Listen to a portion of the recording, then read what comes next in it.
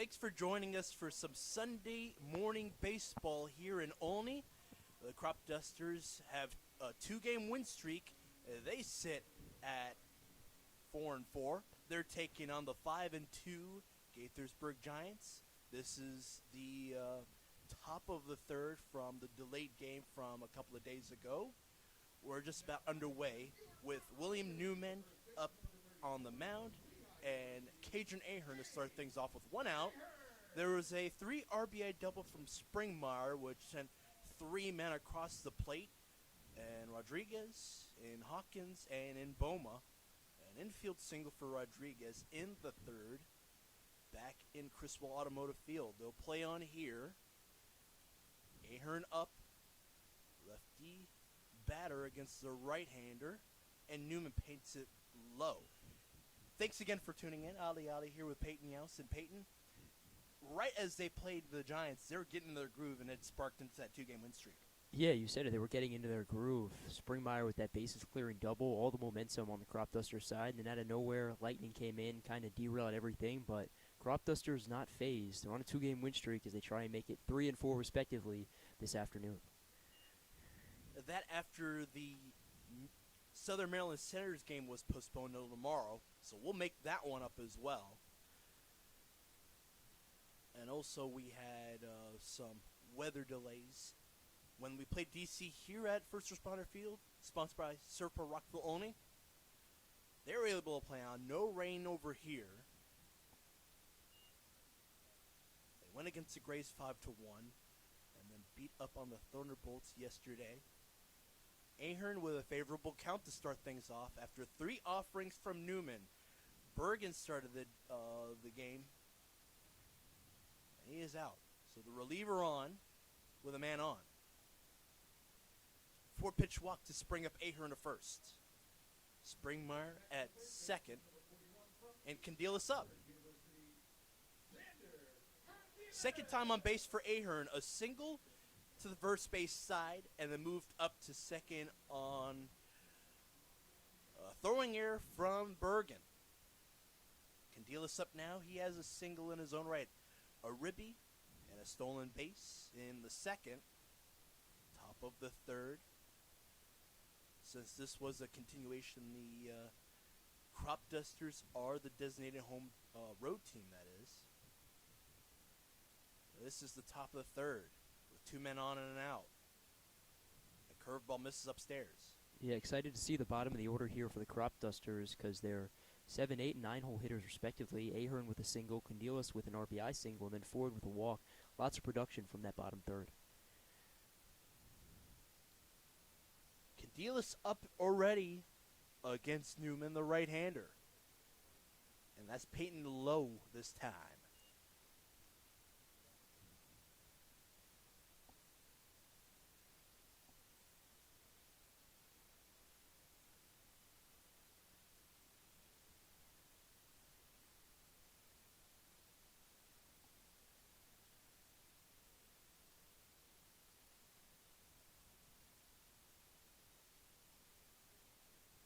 And a strike does come across on the 2-0 pitch.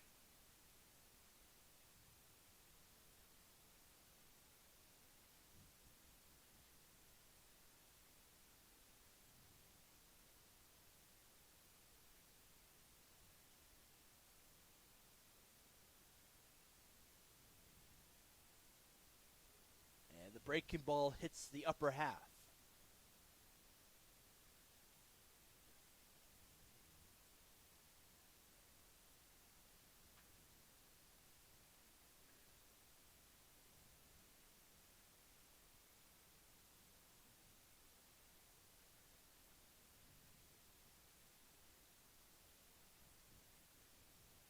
Swinging strike 3 retired Candelas.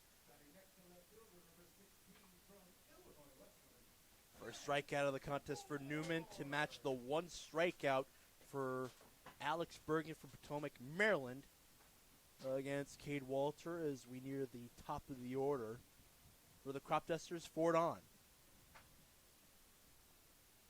Stranded on base in the second.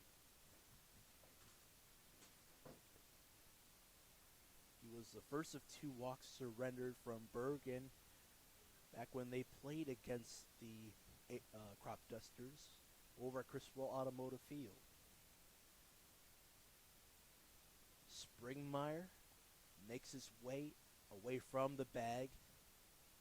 He's got some spring in his step. He wants to move. Backtracks for a second, and the pitch goes outside.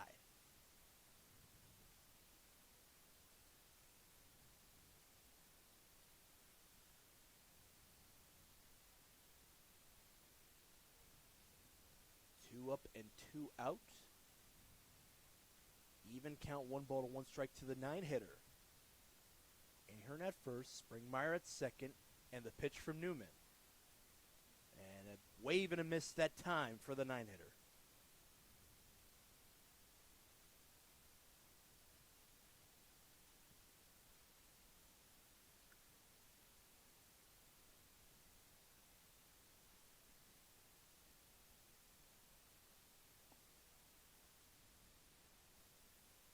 Called strike 3 after a walk surrendered in the form of Ahern.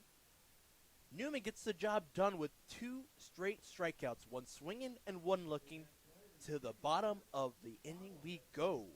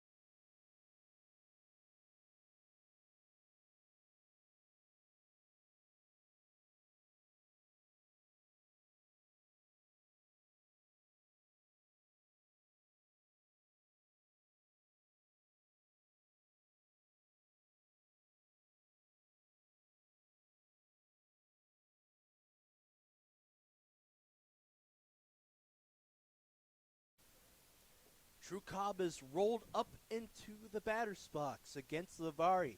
4 strikeouts, and this one will drop in front of Ahern and foul. Yeah, but he's been phenomenal. 2 strikeouts to end the second inning. Yeah, he was in a groove right before that lightning strike. 4 strikeouts and 5 batters faced. He was on a streaker, but then fortunately, like I said, that lightning came in. So it's definitely going to be a mental battle, but definitely a physical battle as well, trying to get back to form, only on 3 days rest. Not the easiest thing in the world at all. Big time swinging and miss there.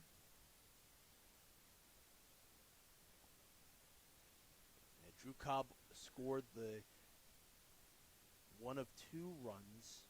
It was a 2 RBI double for Triolo to the center field wall.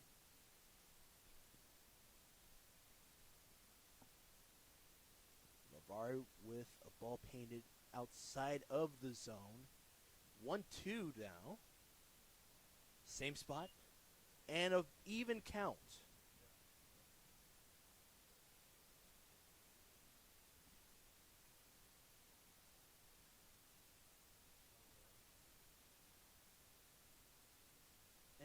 barely a full count.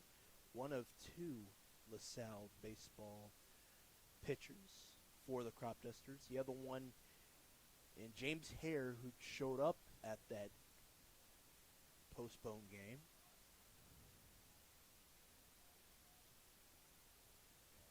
And he's really enjoyed his time at the program. He's just been saying it's only a matter of how the program goes from here. He had a very stellar spring on the 8-10 New Jersey squad. And we'll redo the full count once more. Drew Cobb, the leadoff guy in the bottom of the third. He has not been offering that early. 2 foul balls and a 3-2 count for him. Here it is from Lavari, and it paints outside again. 2 walks for Cobb, sends up Ruiz Weiss.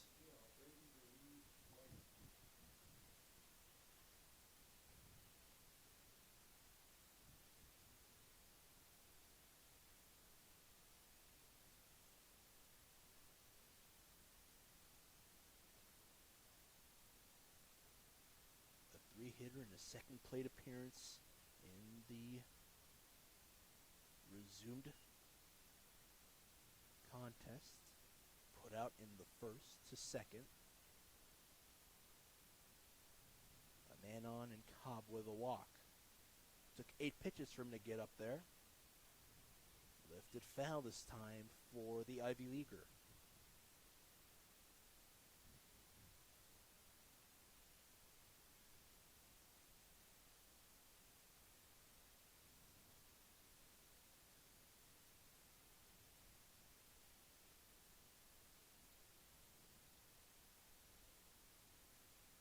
Even count for Brady Ruiz Weiss. The 1-1 from Lavari is on the way. Fought off to the side and foul.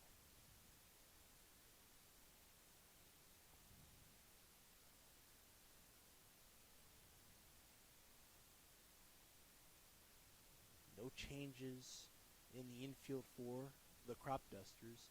Candelas at third, Sakai Hawkins at short, Boma at second, and Ahern with a look to the base runner and Cobb is at first.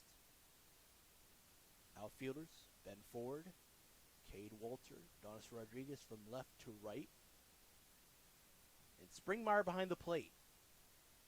LeVar looking sharp.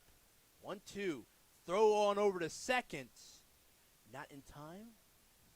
And at the plate, it's an even count at 2 balls to 2 strikes.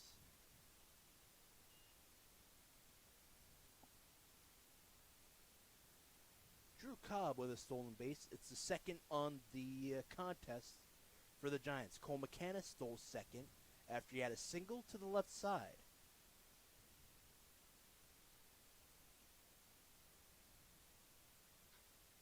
And this one tagged to right to Boma. And a quick curl and throw out number 1 to bring up Sternad.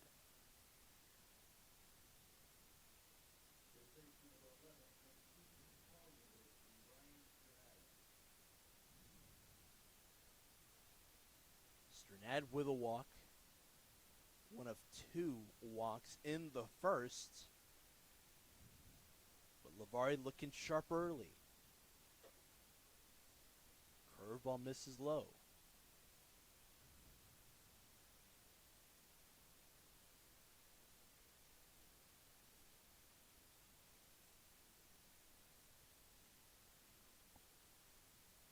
Lifted up high. And one thing you got to keep in mind, Peyton, is the confidence from Lavari. Yeah, and Giants batters right now, good plan of approach because they're fouling the balls off. All that does is just drive up Lavari's pitch count because he's not going to go too deep into this game, working on short rest, so a really good plan of approach for the Giants right here. Another pitch towards the outer corner. It stayed out of the zone. Lavari now with a man on at third. Fought behind.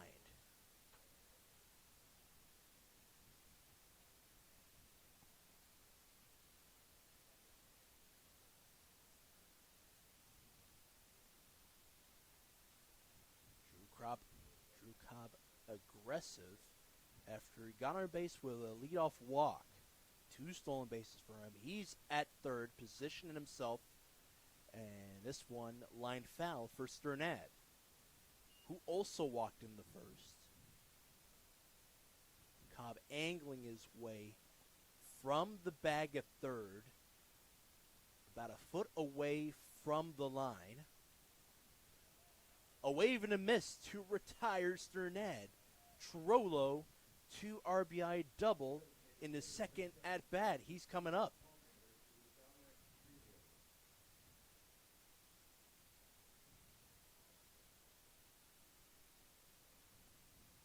And the 5th strikeout for Lavery from Vineyard, New Jersey. 4th batter base, called strike 1. Breaking ball, lower half this time.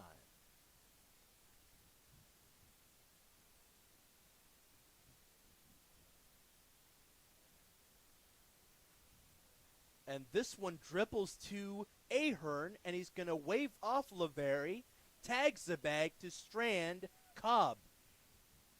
He stole 2, but he stranded on. Cropdusters holding on to their 2-run lead going into the 4th.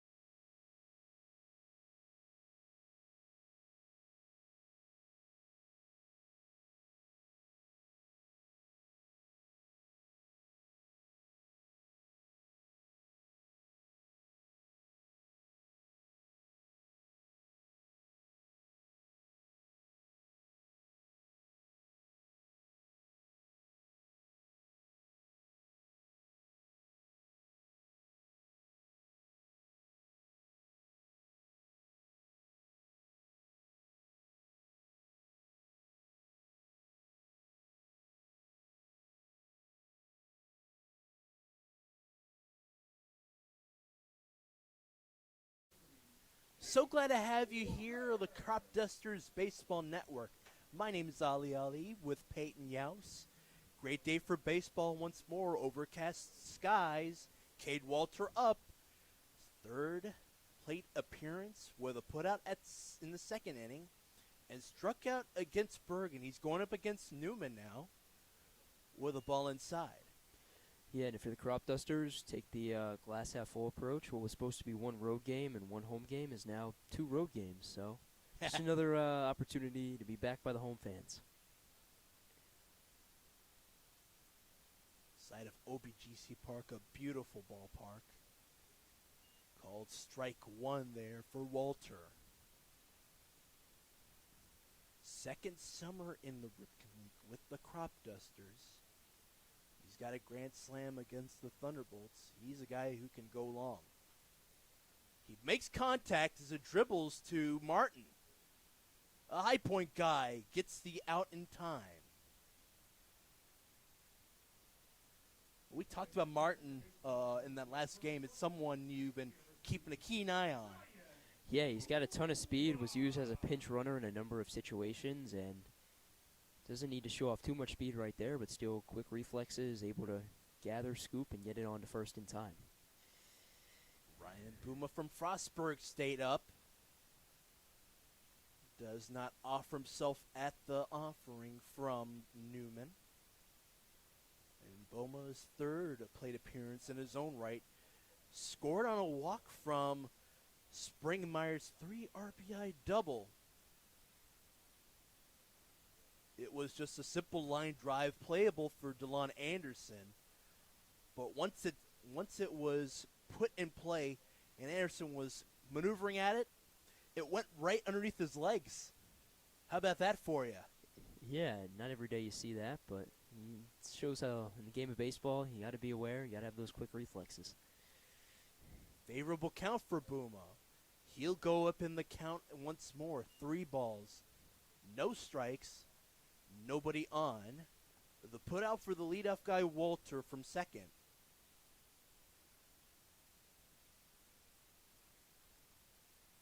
The closest to the infield grass are Sternett and Diaz. They're angled away from their respective bags at first and third. Pitch up high, ball 4 for Boma. Second walk for him. 1 man on and 1 out. Bring up Logan Barada. We were talking about it before this contest in particular. The Cropdusters hadn't had a hit through their first week of play. They got one in a single up the middle for him, and he's back up. Yeah, Barada's had a very hot bat as of late. Cropdusters in front by 2, but they could certainly use some more run support for their pitching staff. So a great opportunity right here. Called strike is delivered from Newman.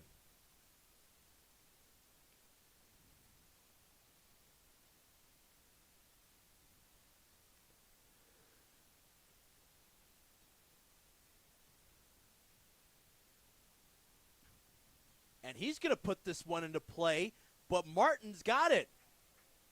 And he just does not deliver it into the glove of Sternad, and 2 men are aboard safely.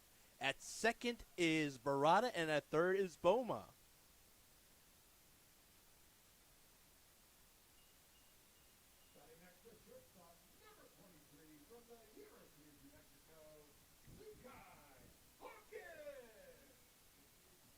He reached base safely, throwing error for Martin, and 2 men are on. 1 out. Let's see how Sakai Hawkins fares here. Had a walk in the third, and then stranded on base at first as he grounded to get the out on Barada. Called strike there. Sakai Hawkins from New Mexico, La Crosse, New Mexico. Angst right near the zone.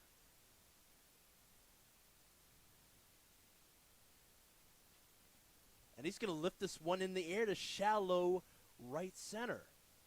And on it, it's Martin, 2 out. We're talking about it. He was crowded right near the zone and plate.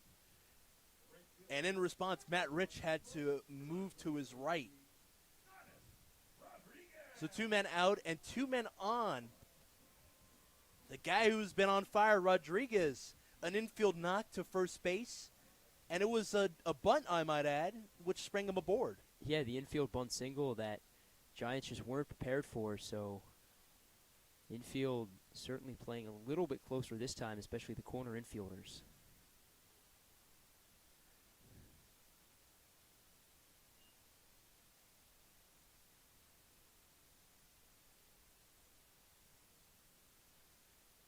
Before this particular game, I spoke to Rodriguez.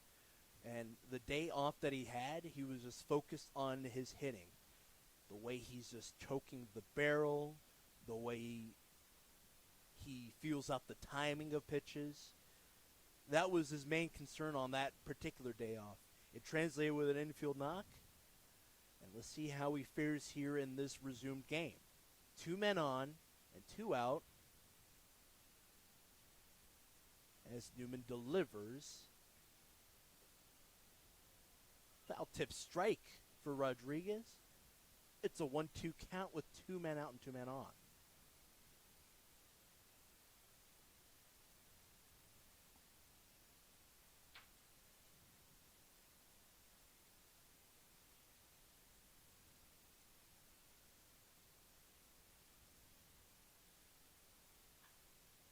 This one roped foul.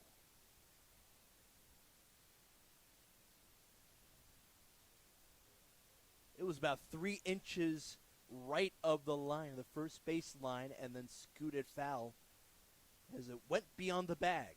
Yeah, how big would that have been? That would have scored 2 runs. Cropdusters would have gone in front by 4. Unfortunate break for Rodriguez.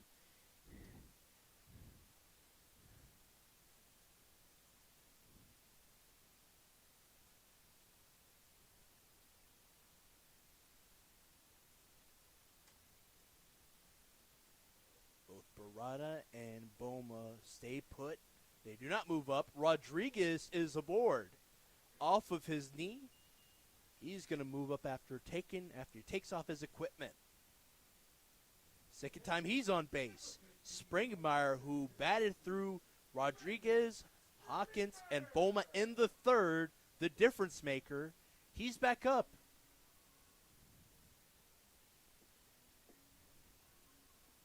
We saw a grand slam yesterday. I think we're in for a treat.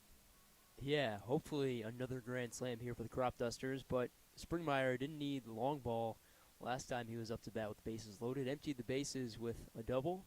Cropdusters would love that here as well.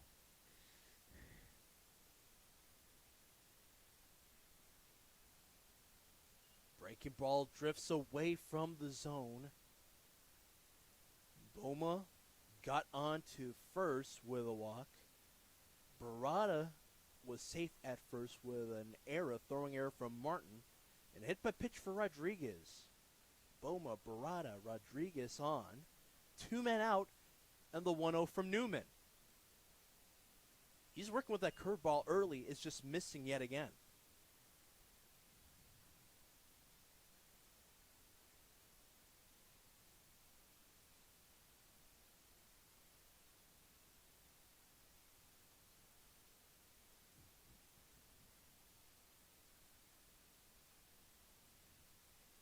Now to the 2-0 pitch. He's working the inside now against the right-handed batter in Springmeyer.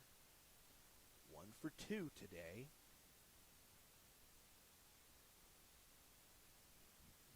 A stand-up, bases-clearing double.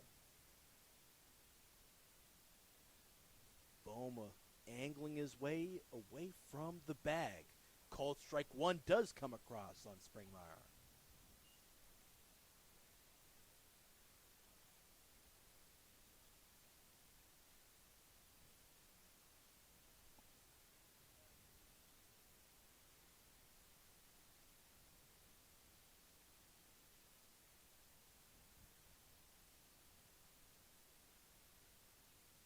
Here's the 3-1.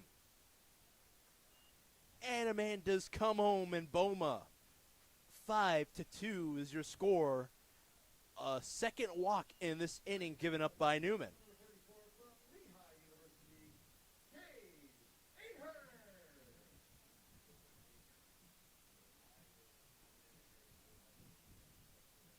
Newman in relief for Bergen has surrendered 4 walks.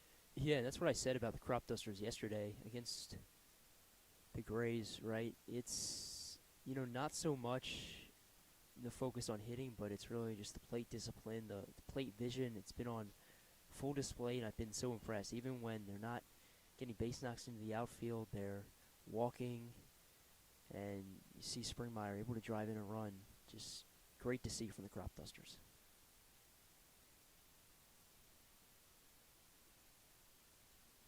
Ahern up there now.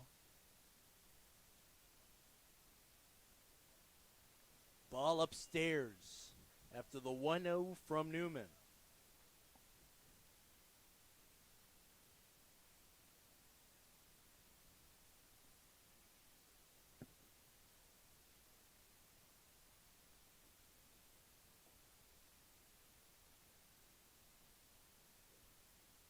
Ahern, a strike pumped across on him.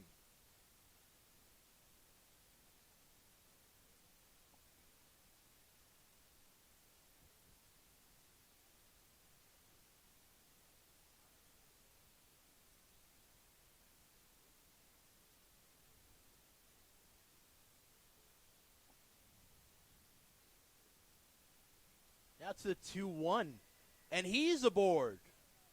A hit by pitch, the second one in this inning, to go along with 2 walks. And coming from third to home is Barada. Gosden, who had the grand slam, is up for Candelas. Yeah, there you go. Cropdusters, once again, don't even have to swing the bat. Good results happen. They're in front by 4.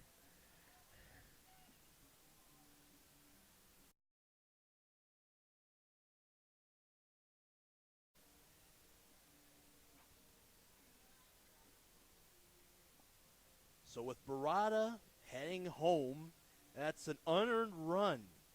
So you got Rodriguez at third now, who was hit by a pitch from Newman. He's at third. Springmeyer at second. And Ahern, he bats through a run unintentionally with a hit towards his lower extremity. And Gosden up now. We talked about it yesterday. PSAC accolades. Middle infielder from Westchester, the Golden Ram, up there now. His 4th at-bat was a beauty. A grand slam towards the left field side.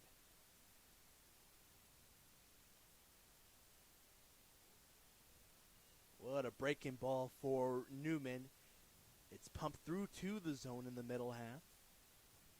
Strike 1 is the count now with a ball.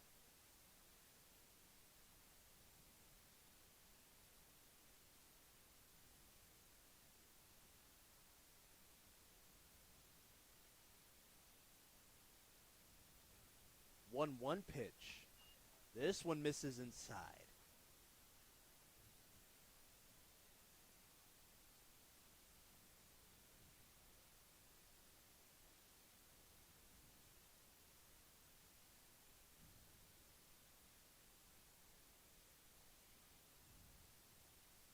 What a game here for the Cropdusters. They're up 6-2. After an RBI walk and an RBI hit behind pitch, which scored Boma and Barada. That'll be a ball. Assess time ran out for the pitcher Newman.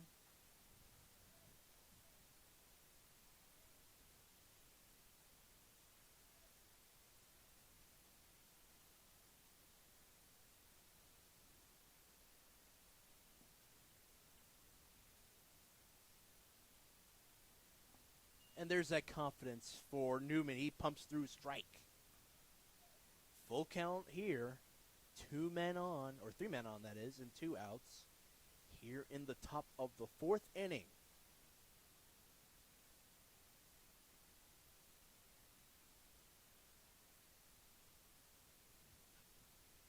This one lifted foul. Not much room to move around for Drew Cobb as he looked it away from the bullpen of the Cropdusters.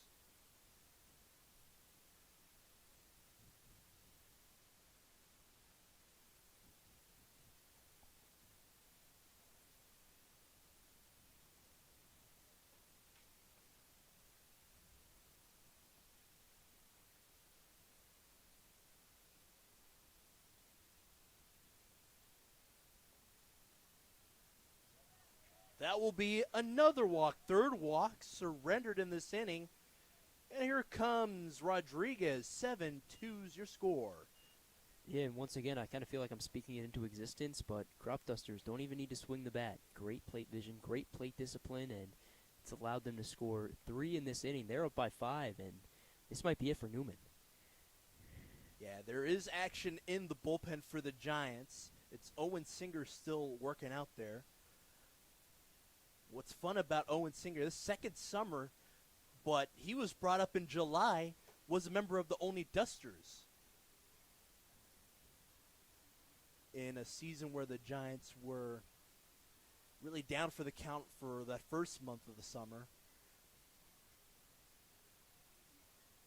Most of their pitchers came into summer with were a little bit banged up. So he had to just find a way to get some other players into the team. He talked to Brian Brewer, did Coach Brockway.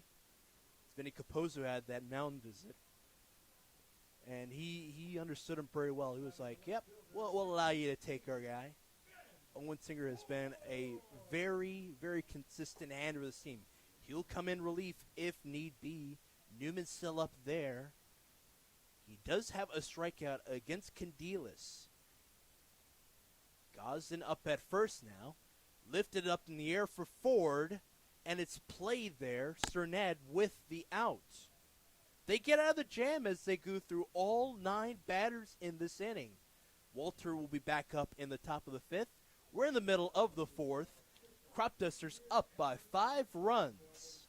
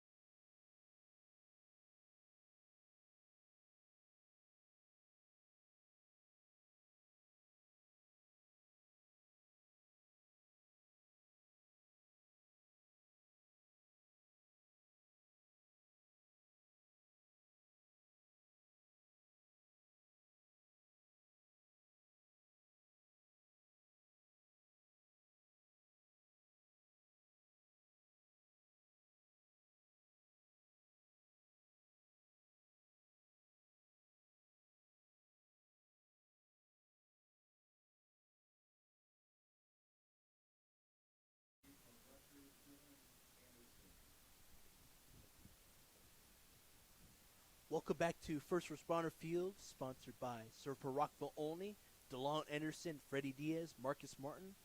6, 7, 8 is the order for the Giants to start things off against Lavari on the mound.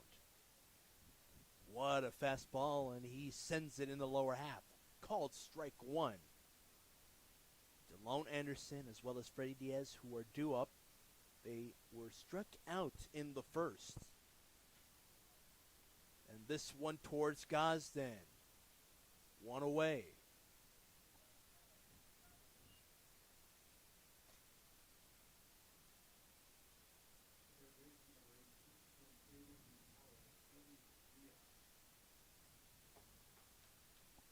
So Candelas out of the game in the infield. Boma's at third now, and Gosden is at second.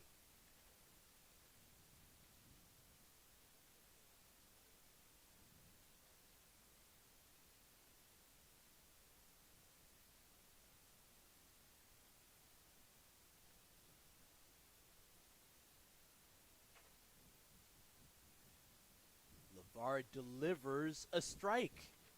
This one a breaking ball. It hits the inner corner.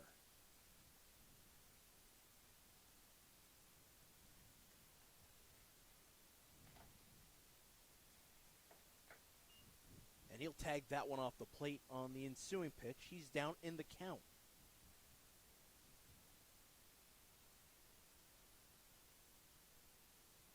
After a long top of the 4th, how do you respond, Peyton? Yeah, it's really just about taking it 1 inning at a time. You're down by 5 runs. It's hard to find that production in 1 inning, even though the Giants did put up a number similar to that game a week ago today against the Cropdusters, but it's just kind of chipping away 1 inning at a time. And 1 pitch at a time, Diaz is back into the count, and it will lift this one into the glove of Gosden. A line out and 2 away to bring up Martin.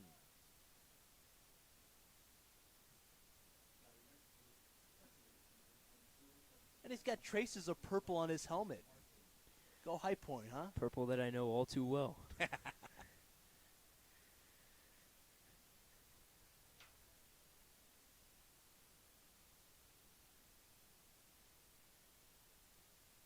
Cropdusters settled into this one. Infielders back up on a shift. Call strike one for Lavari. He's got good command. Third batter he's faced in this inning. He starts off with called strikes against Anderson, against Diaz, and now against Martin here, he's hovering above the zone. And he will tag this one to shallow center. 3 men tagging up. It's Hawkins who gets the out. Helping him out was Walter from his spot at center field, as well as Gosden. 3 up, 3 down.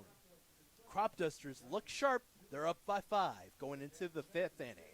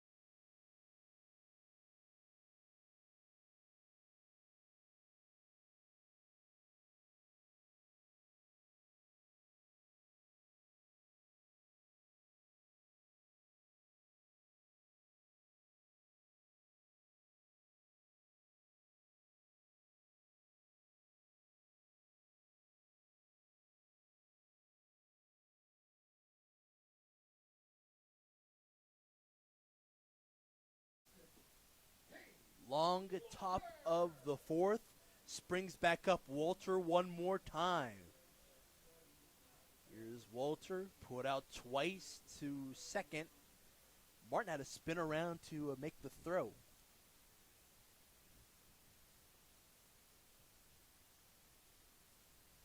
And still up on the mound is William Newman. After he had 2 hit by pitches and 3 walks in what turned out to be a 3-run no-hit inning. Yeah, that makes sense, baby. Yeah, that's exactly what you wanted to see out of the Cropdusters. Even if the bats weren't quite there, the plate vision was, and they rode that to a 3-run inning, their second 3-run inning in a row. And already up in the count is Cade Walter. 2 balls, no strikes. Freddie Diaz touching the infield grass.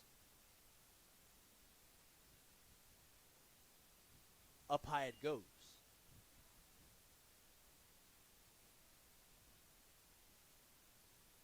A Florida native by way of Jacksonville University. Ryan Boma waiting patiently on deck. The one-hitter looks it inside. He's aboard. First time he's been up in the contest. Boma, who's been on with 2 walks in the contest, is up once more.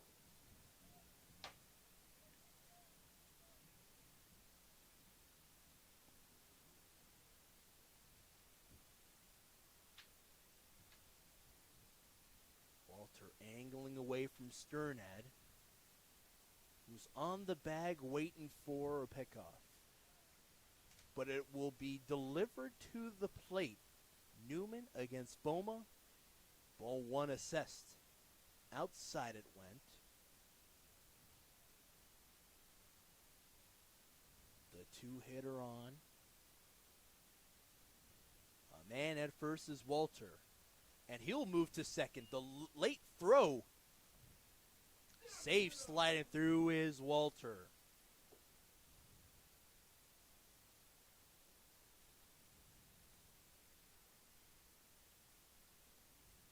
That's the second stolen base for the Cropdusters. Candelas, after he had an RBI single in the second, stole the bag at second. He's out of the contest. Gosden is in the 8-hole. Boma with a 2-1 count so far. Walter touched the bag and angles away to his right.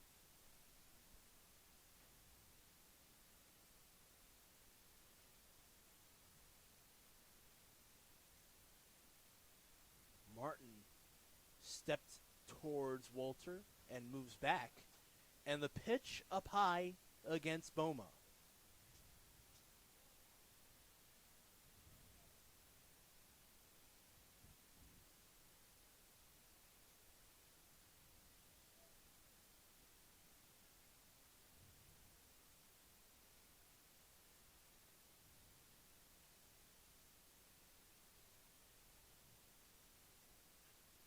And Boma tags this one foul.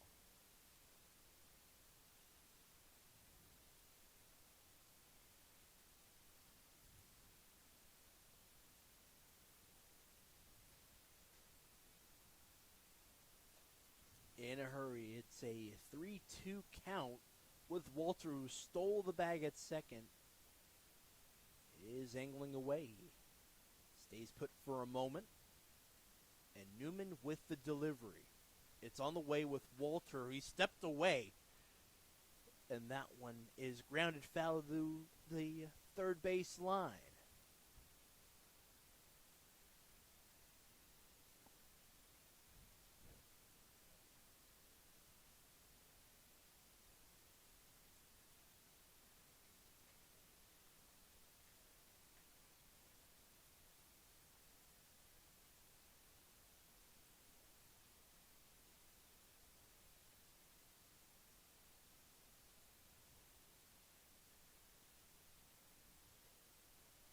The delivery is up high for Boma. Third consecutive walk. Springs up Logan Barada. Brockway is making his way to the mound. Yeah, and I can't imagine they keep Newman in this game. I mean, you said it. Consecutive walks. It's just been a reoccurring theme throughout his outing so far. Day's over for Newman. Here comes Owen Singer. We'll step aside.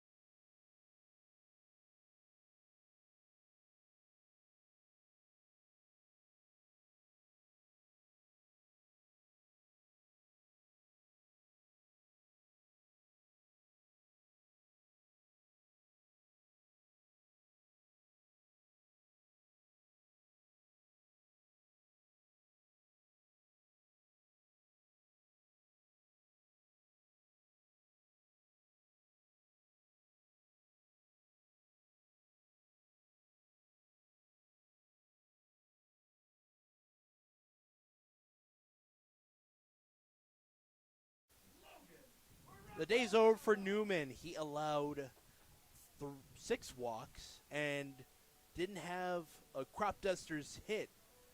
It springs up Owen Singer now at the mound. Yeah, just wrapped up his first year at Mount St. Mary's. Has very good strikeout stuff.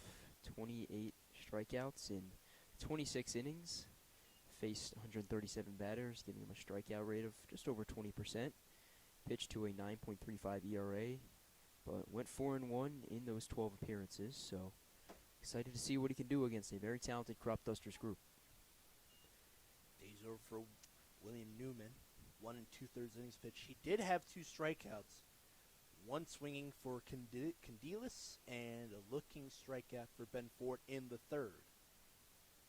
Singer up now. It's Boma at first.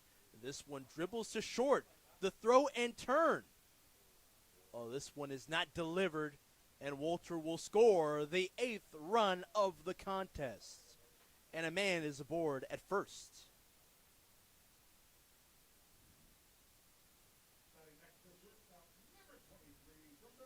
6-4 put out for the base runner and Boma. And Walter scores.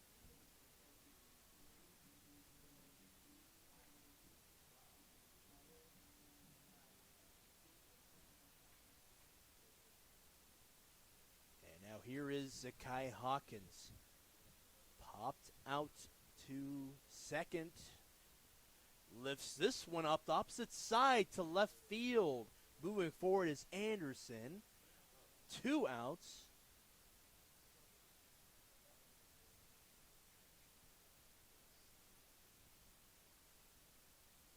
Well, nonetheless, that will do it for the inning.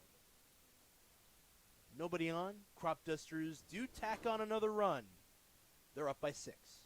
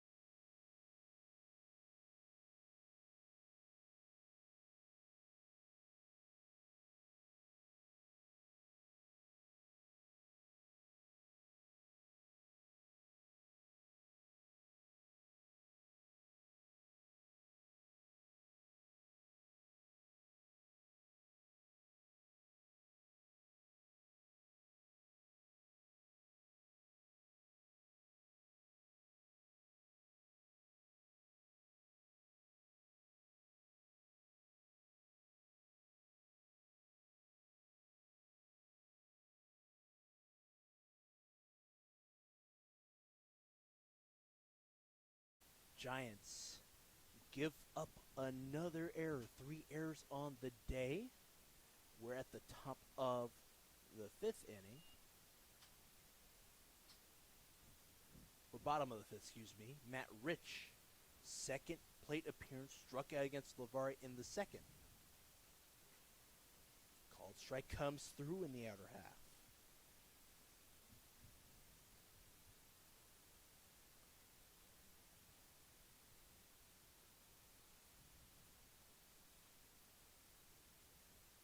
And a check swing that sends a foul ball to the left.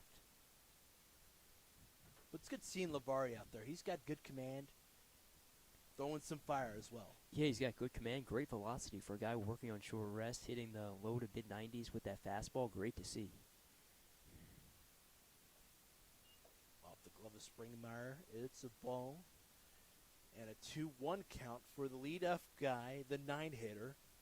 Will be going back to the top of the order for the third time for the Giants.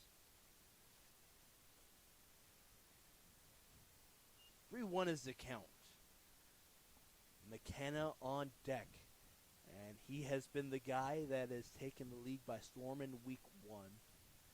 Almost hit near the cycle against the Cropdusters last Sunday. And called strike 3 at the plate. Rich retired yet again. Lavari's 6th strikeout against the Giants. 1 away. Cole McKenna now.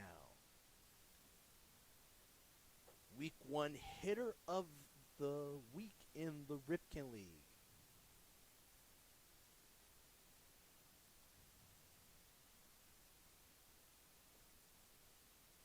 After the 6th strikeout for Lavari, he'll paint through a breaking ball upstairs.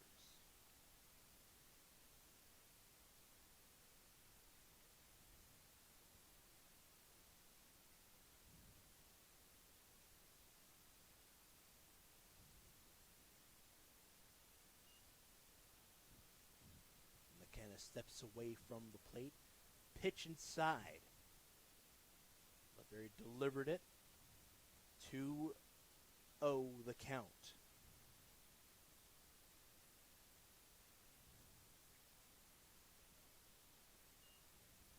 Off the bat and foul that time.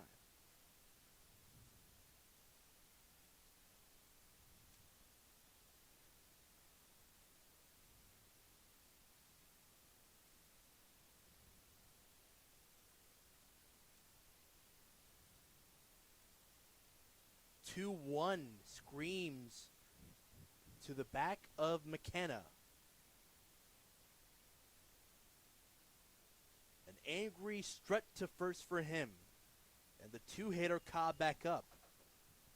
Stole second and third in the 3rd inning. Stranded on base in what turned out to be a no-run, no-hit inning for the Giants. Most of their damage came in the first, a 2-run, 2-hit affair. A single for McKenna, who's on base right now. A foul ball at the plate for Cobb. And a 2 RBI double, which brought up Cobb as well as McKenna.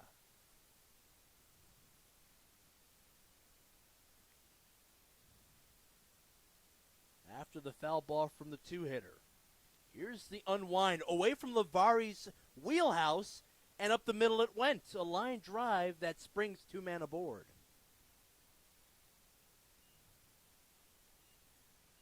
And they'll take it. It's their first hit since the 1st inning for the Giants here in the bottom of the 5th inning.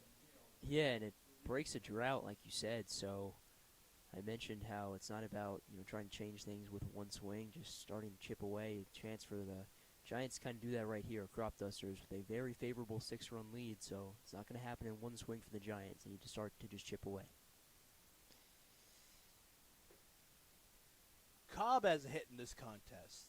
This one sends its way on over to foul for Brady Ruiz-Weiss. Ground balls to second in his last 2 plate appearances.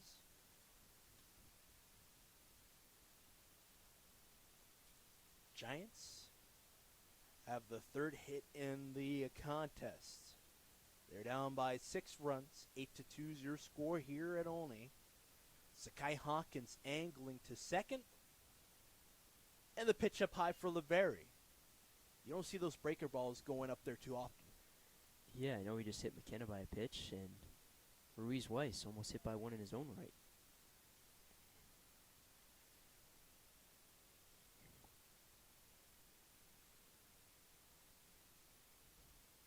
Hawkins testing the base runner, McKenna.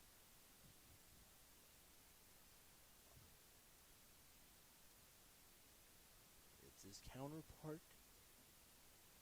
the Giant and the Cropduster. 2-1 is the count now for the 3-hitter. Lavari will offer the 2-1. Fouled away.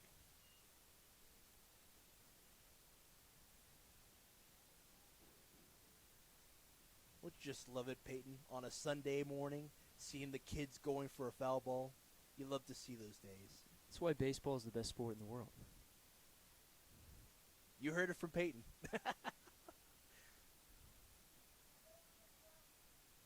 Even-handed count goes foul once more.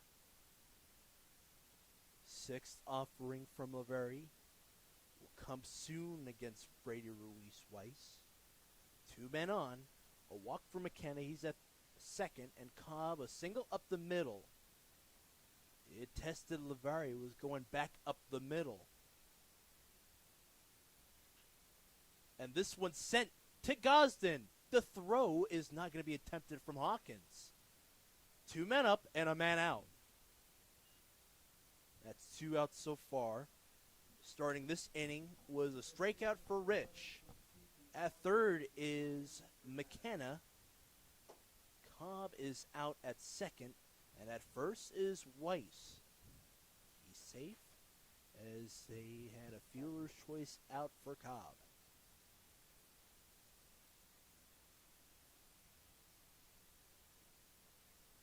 4-6 put out at second. This one grounded foul just in front of Austin Grass, the third base coach. First base coach for the Gaithersburg Giants, John Passeur. Arlington native. They looked the way of the base runner in Ruiz Weiss. Ahern, who was at first, does not has a bit of miscommunication on his end. So they don't throw it over there. 2 men in scoring position. It's McKenna and Ruiz Weiss.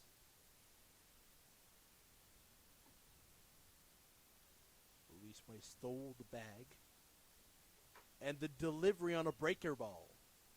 It makes it into the outer half on the four-hitter Sternad.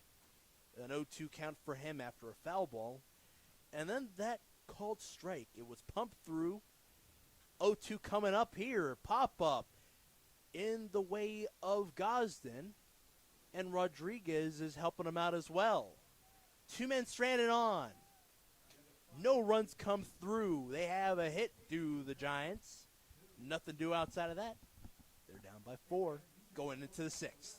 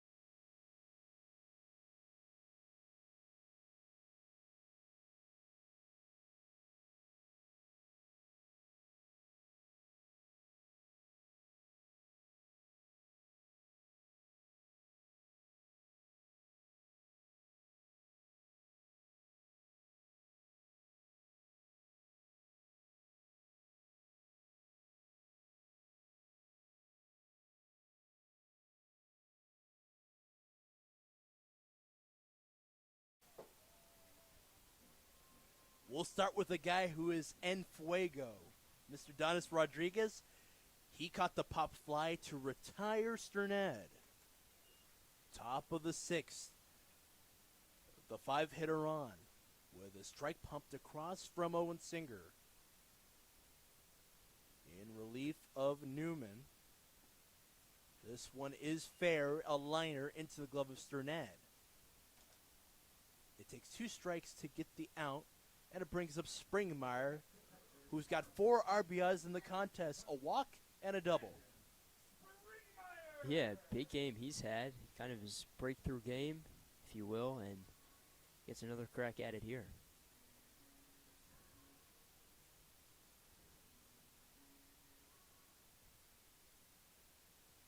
The third pitch from Singer. It's the first offering for Springmeyer.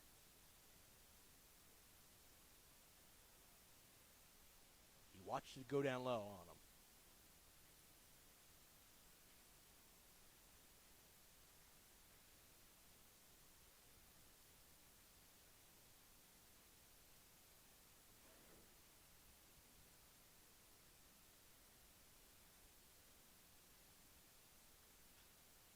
This one's put over to the left.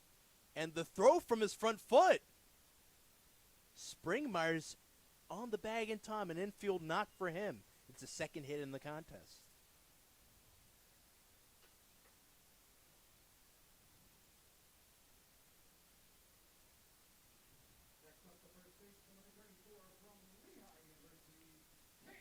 McKenna. He had to jump and make the throw. And in those plays, they're very hard to contest. Yeah, kind of a Derek Jeter-esque jump right there. So credit him for showing off the athleticism, but just it was going to be a tough throw nonetheless. Tough throw? You called it. You're a Giants fan.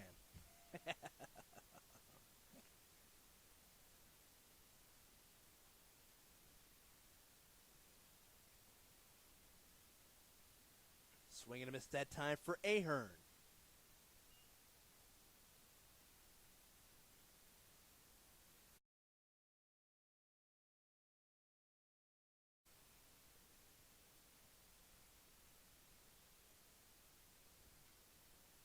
This one put in the air for McKenna. Quick line out after a liner from Rodriguez into the glove of Sternad. Springmeyer stays put at first. Infield knock right near the short side of Cole McKenna.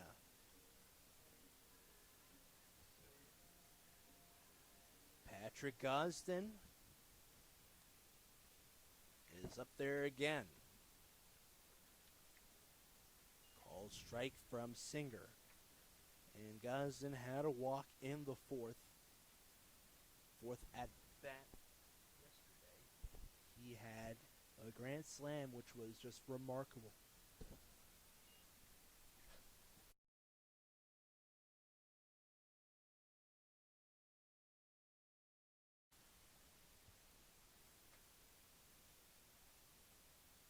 Springmeyer will move up, but he's going to have to go back after a foul ball from Gosden.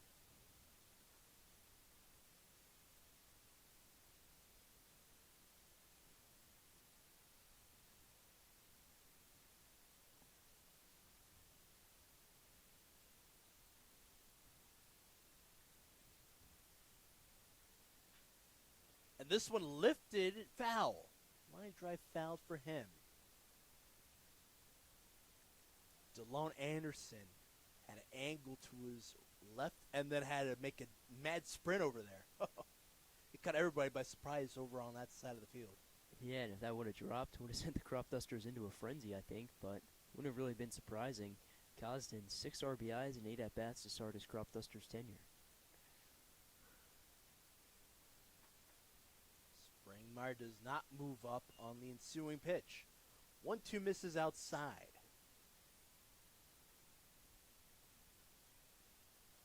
And Patrick Gosden, the 8-hitter, sends it foul once more.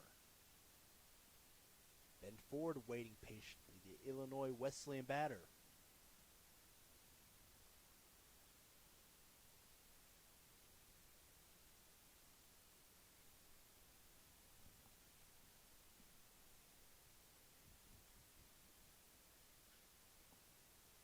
This one lifted foul just deeper on that right side.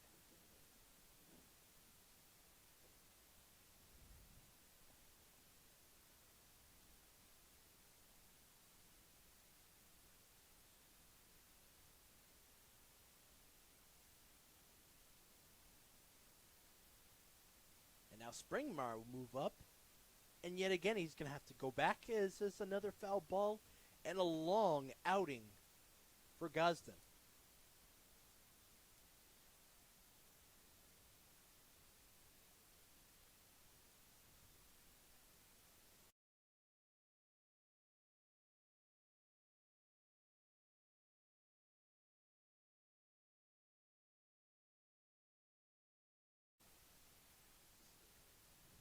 Ninth pitch. Screams down low.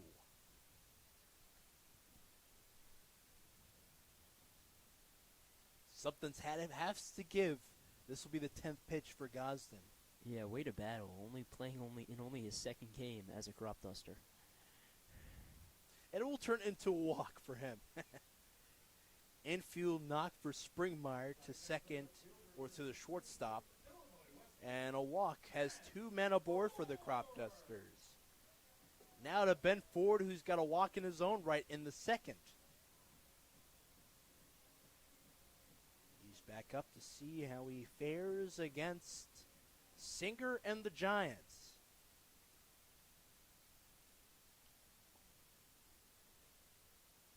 A foul out for Ford in the 4th. He's offering at it early.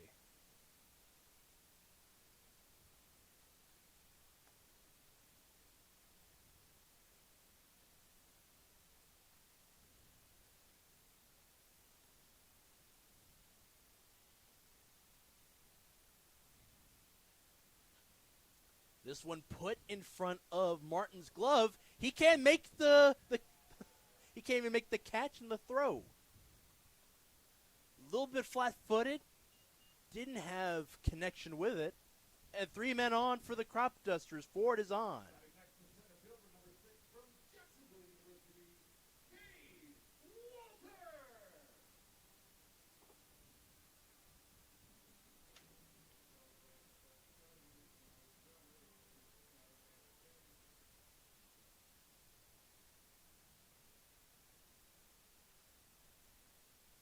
Fifth time up for the one-hitter, Walter. And this one takes a quick dribble on over to McKenna, and the throw is in time. They strand 3 after 2 lineouts from Rodriguez and Ahern. And the one hit for Springmeyer. The Cropdusters still up by 6 here at First Responder Field, sponsored by Surf Pro Rockville Olney.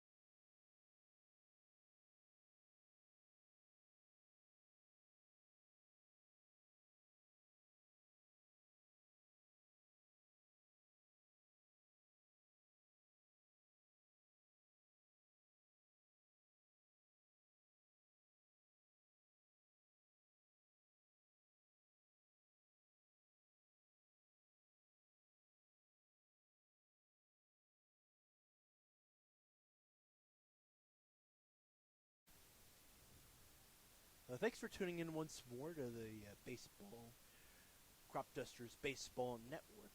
Bottom of the 6th here, the Giants and the Cropdusters. Since this is a resumed contest at a different venue, the road team that is the Giants, they are the designated home team for the contest. Lavari is going up against Trollo, and a pitch low. It's a 2-0 count for the 5-hitter here, who's got a 2 RBI double back in the first. Cobb in the 5th had the first hit since that double I just mentioned to you. And it is a 2-1 count on a breaking ball in the outer half. Third at bat for Trollo. Grounded to first in the 3rd. Here's the 6th. And this one to Gosden. 4-3 put out. One away to bring up DeLone Anderson.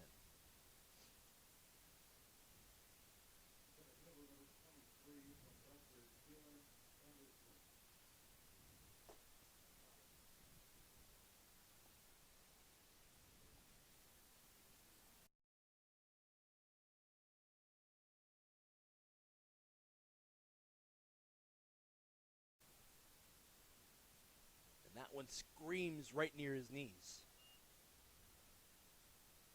Struck out swinging in the first was Anderson, as well as a putout at second in the 4th. Similar to Trollo, who's the one out so far in this inning. Opposite side of the zone, out of it that time. Ball 2 assessed.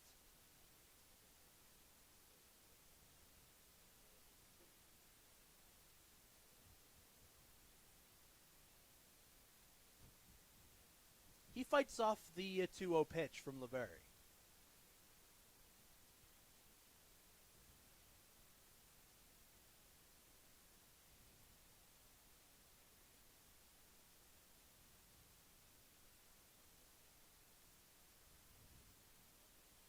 Called strike there. Even count after the foul ball from DeLone Anderson.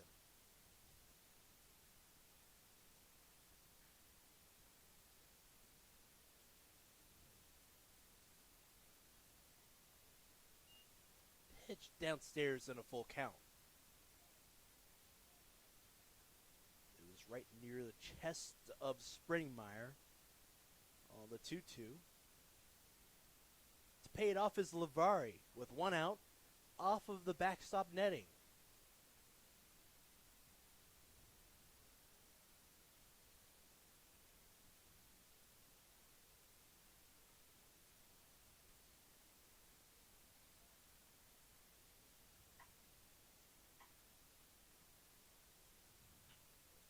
This one just in front of Gosden.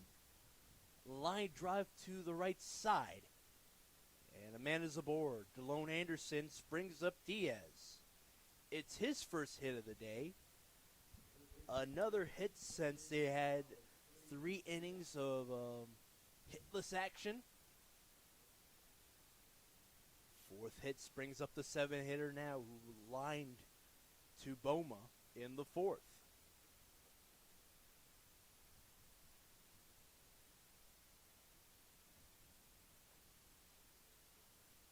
Pitch up high for Lavari for Diaz.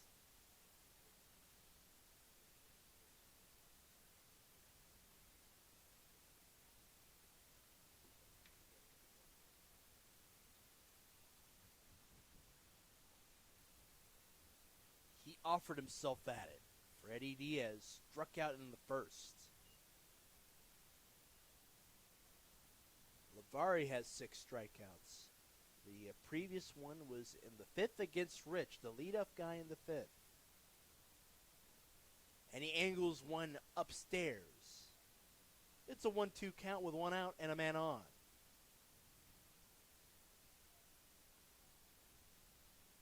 A 1 out stand-up line drive single for Anderson as he moves up. This one playable for Hawkins. 2 away.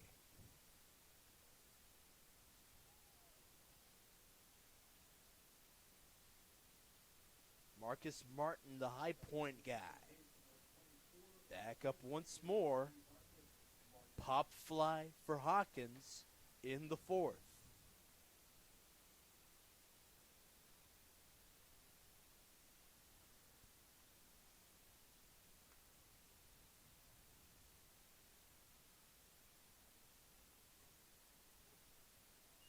All right, feeling himself now. He pumps through a strike for Martin. A man on in Anderson. Line drive single to the right side. Ahern waiting on the bag patiently. And a changeup is delivered right in front of Martin.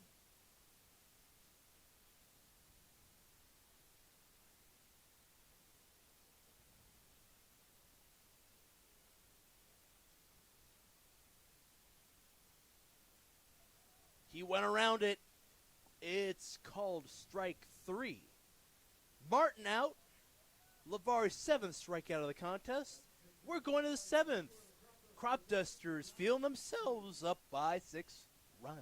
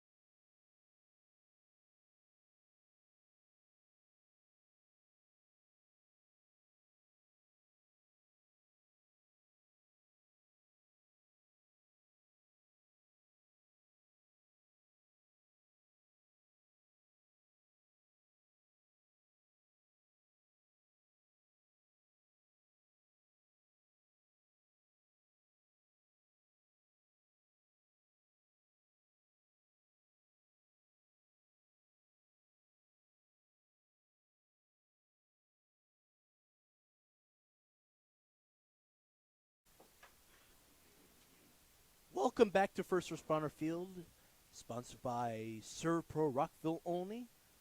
Top of the 7th, Boma up now. 3 consecutive walks, was put out in the 5th. With Owen Singer on the mound still, and he's in relief of Newman today.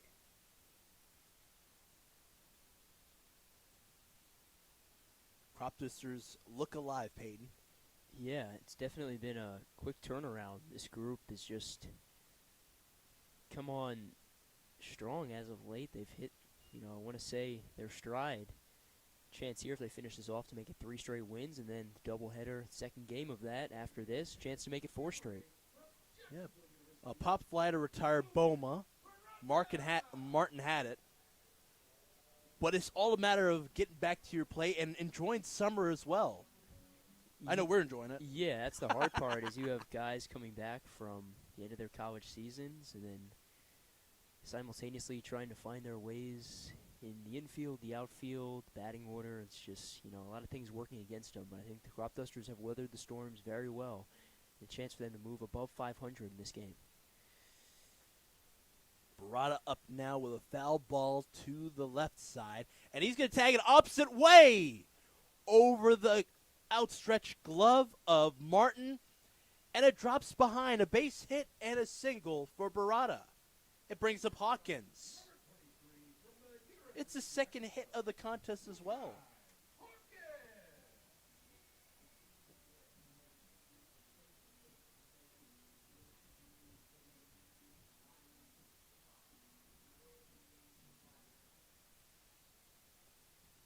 Hawkins grounded into a 7-3 double play in the 5th.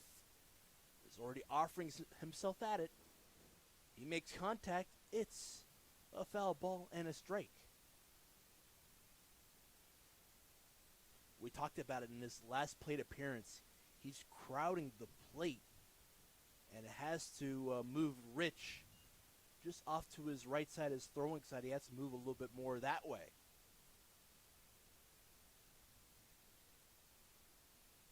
The count is 1 ball, 1 strike for Hawkins. The throw to first. They're trying to get the out on Barada, and he is out.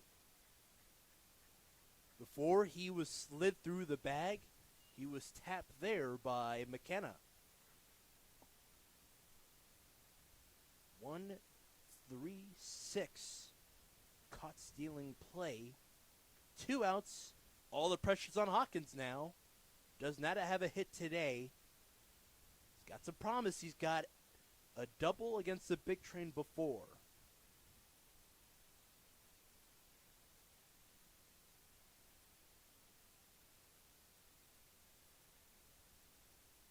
And Hawkins is aboard for the second time.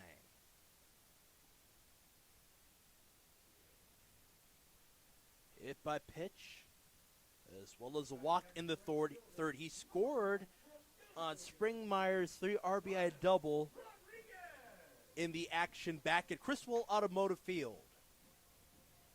Kelly Park's beautiful, though, I will say. Yeah, we had a great view up there. Got to sit up in the press box, and we could kind of see everything out there. And unfortunately, it meant we got a bird's eye view of the rain when it came in. So, yeah, there were definitely some pros, but some cons as well. Donis Rodriguez and Fuego, he is. Infield single to the first base side in the third. In his previous at-bat, he lined quickly into the glove of Sternat and only took 2 pitches for him to be put out.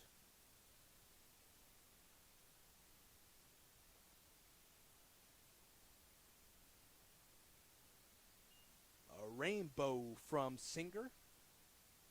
And a strike assessed to Rodriguez. 2 balls, 1 strike is the count. 2 outs. They got a 1-3-6 caught stealing put out for Barada. And before that, a pop fly for Boma into the glove of Martin in the outfield grass. 3-1 is the count now. Santo Dominico, Dominican Republic native, puts this one up in the air. Playable for Sternat for the moment. And he's going to let it sail right near his glove.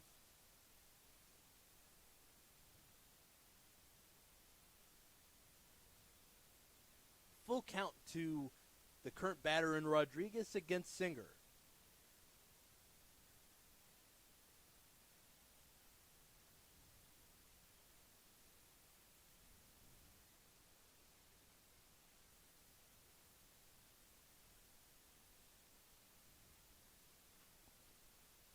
This one opposite side for Freddie Diaz. He'll let it sail across.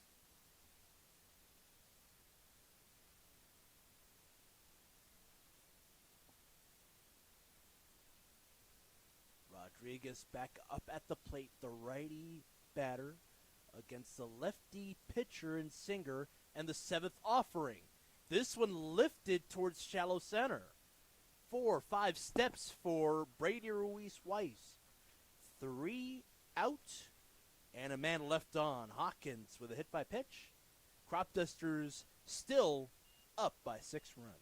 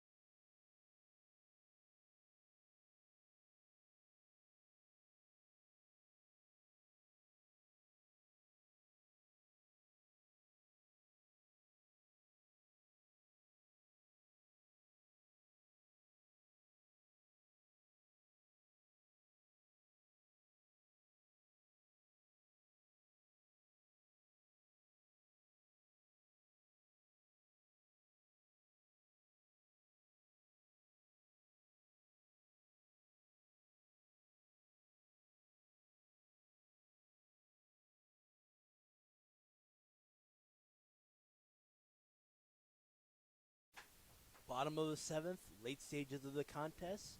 Lavari out. He makes way for Hudson Harrison, who delivers the offering, and Hawkins with a line out on Rich. But it's something to keep in mind for Hudson Harrison. Scottsdale Community College hand has known Sakai Hawkins, who's a shortstop today, since they're 4 years old. And he told Hudson Harrison, Sakai Hawkins did, you should come out and join the Cropdusters. And it's worked out very well for both. This one fair, and Gosden shuffles it on for to Ahern. 2 pitches, a line out to put up with another ground out as well. Yeah, and that's so big right there because the Cropdusters have another 7 innings after this game concludes. The bullpen going to be so vital. So not only is it important that Lavari is able to pump out 6 innings, the fact that Harrison now able to keep that pitch count low and possibly finish out this game is huge. The delivery upstairs, it's a called strike. Harrison with smile on his face and oozing in confidence. And already down in the count, Drew Cobb, the Jacksonville Dolphin.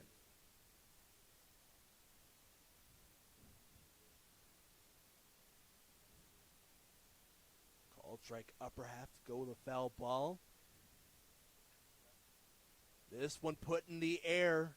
Sidestepping it is Ford. 3 up, 3 down. It took 5 pitches. A quick bottom of the 7th inning. Cropdusters holding on to the 6-run lead going into the 8th.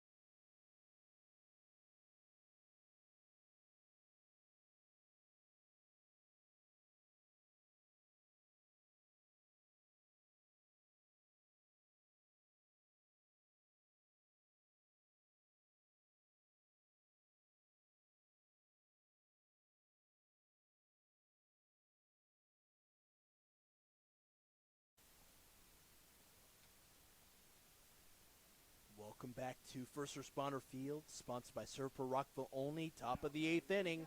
Landon Springmeyer starts things off with a new hand on the mound. Daniel Smith in replace of Owen Singer. 3 innings pitch, 1 walk, allowed a run, and allowed a hit. The right-hander goes up against the right-handed batter to start things off. Ahern waiting. Up in the air, playable this time for Ruiz Weiss. He calls everyone off, and they get the out. McKenna tagged up, as well as DeLone Anderson from his right. Ahern up now, who lined into the glove of McKenna in the sixth.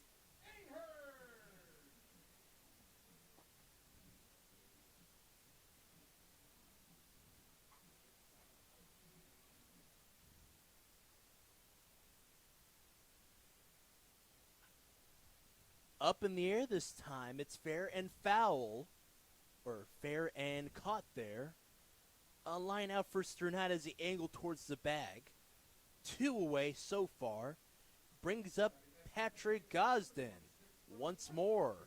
Third at plate appearance.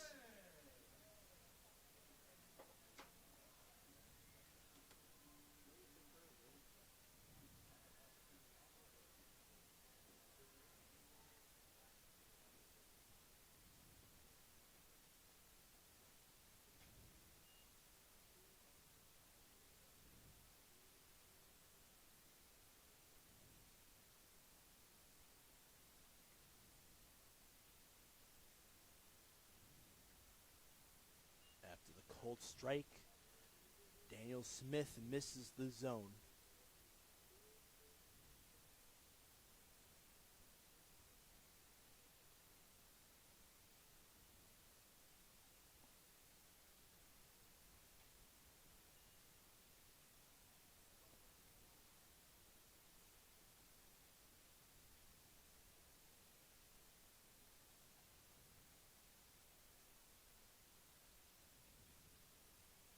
Here's a 2-1.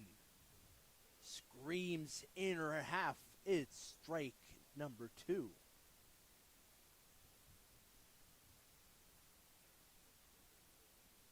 Patrick Gosden, the second baseman, middle infielder for the Cropdusters, by way of the Golden Rams of Westchester University. Lets that one sail away from the zone. And a full count so far with 2 out and nobody on. A line out for Ahern to first, and then a fly out to left center field. The shortstop Ruiz had it. Put up in the air this time for Cobb. And off the wall. Nope, he has it. Gosden out on a fly out to the glove of Cobb. 3 up, 3 down. Middle of the 8th, Cropdusters up by 6. A lovely sight to see at First Responder Field, sponsored by Servpro Rockville Olney.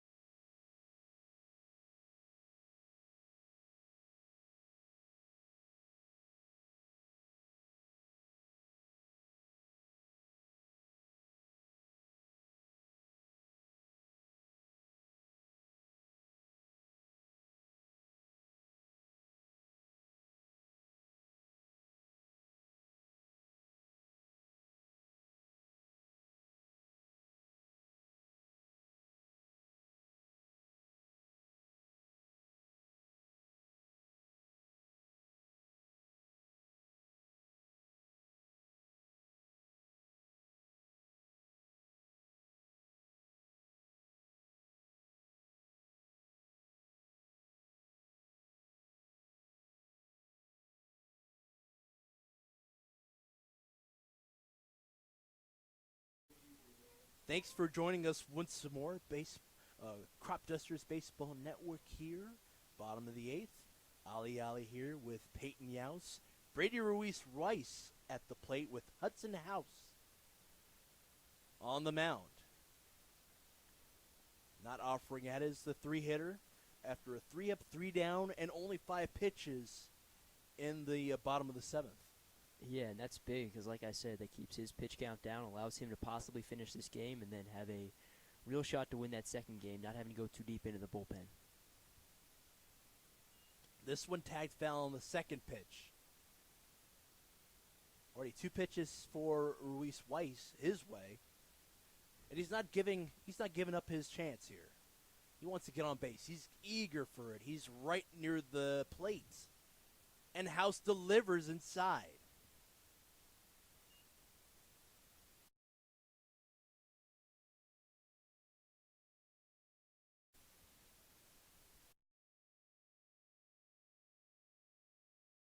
Yeah.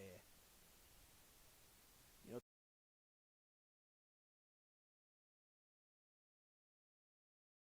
I have to apologize. Hudson Harrison from LaCroix, New Mexico.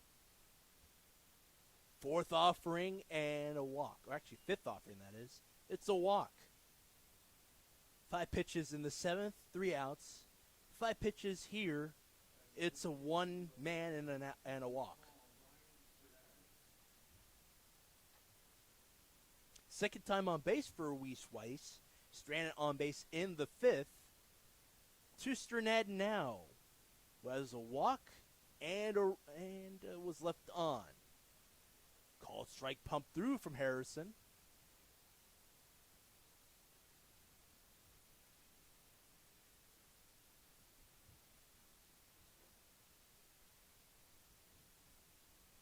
And they look the way of Ruiz Weiss. Pick your poison. Was he out? Was he safe? First base umpire says he was safe. Harrison now will deal just a bit inside.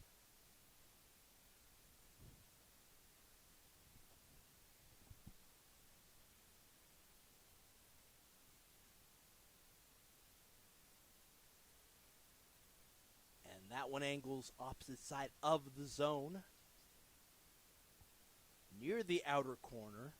2-1 count for the 4-hitter in Strnad. With a man on in Ruiz Weiss. Took 5 pitches for him to get on a base.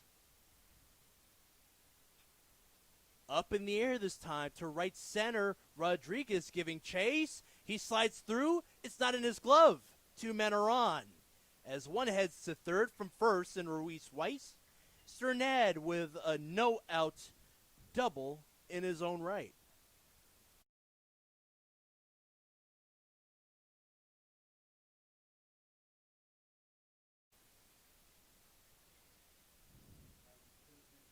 Trollo now. 2 RBI double, which broke the game in favor of the Giants. In the first. Put out at first twice in the 3rd and in the 6th inning. He's back up in the 8th. He's got 2 men on. Looking to cut the deficit by about 3 runs. He's ready for it. Harrison with a breaking ball upstairs and inside.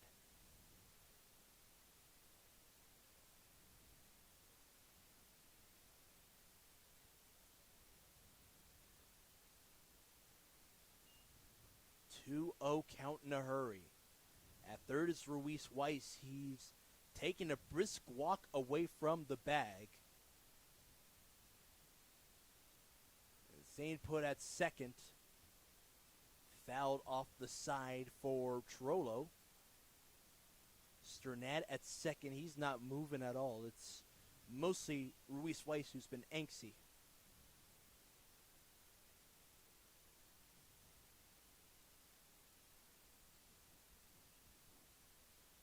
Harrison with a wave and a miss for Trollo. Even count now. He's been going for those change-ups, breaking ball early. No outs so far and 2 men on. The 2-2 goes inside, or outside that is. Full count once more.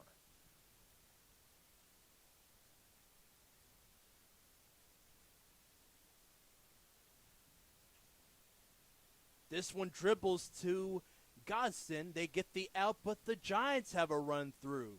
Weiss from third.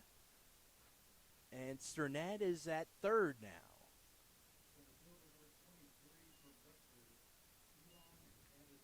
One man on and a man out. And a run comes across Ruiz Weiss, who walked to lead things off. And then a double sent him to third. Hudson Harrison with the ball. It missed the zone. Delone Anderson up once more.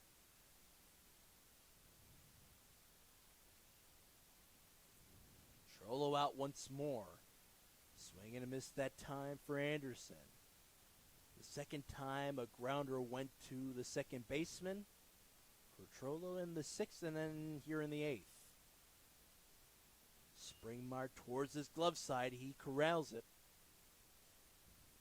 2 balls, 1 strike the count. Sternad angles away from the bag. And the pitch, middle half this time. Harrison with a smile. And an even count.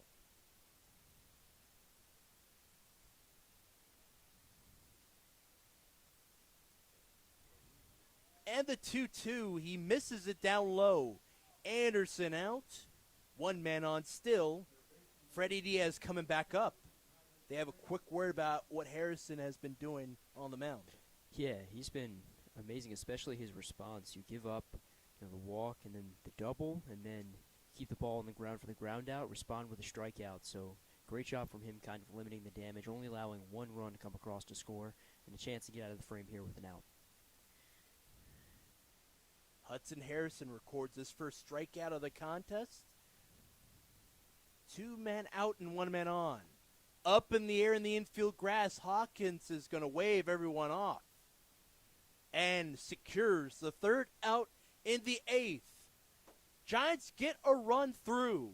It's Ruiz Weiss from 3rd after a double from Sternad.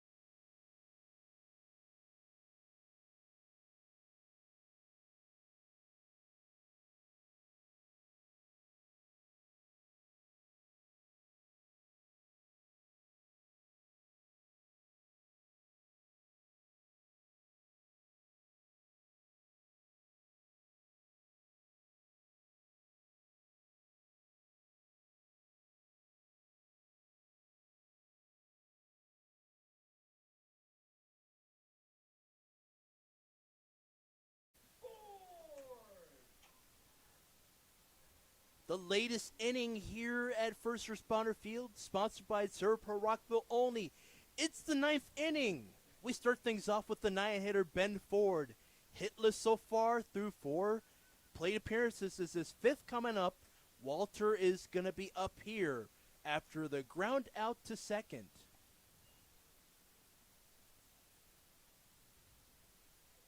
A lot of ground balls by these 2 teams to second. Walter back up, also hitless, walked in the 5th, stole a bag as well in that outing.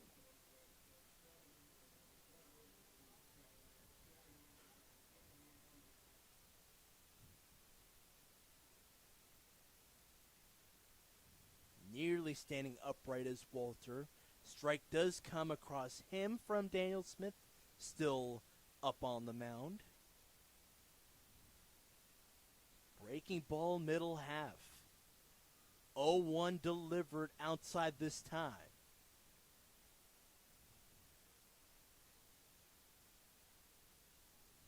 Cropdusters lead it by 5 runs.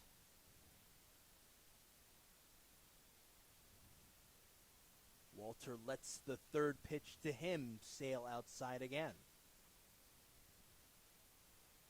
The count is 2 balls, 1 strike.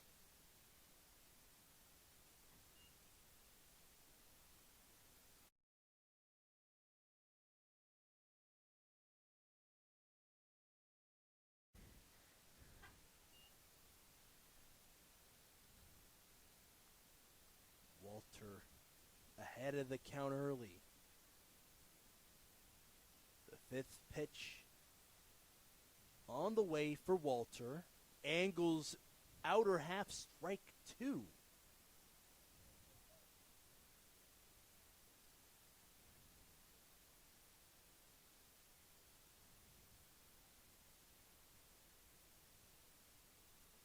Oh, and it hits him right near his torso. Walter's aboard for the second time in the contest.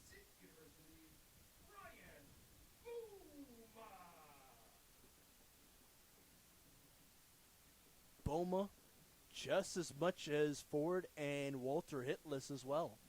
Yeah, but he's got 3 walks to his credit, so Yeah. you can't knock him for that. And that's what we've seen throughout this season, really with the Cropdusters. Even when the bats aren't there, their ability to walk and just generate bases has been incredible.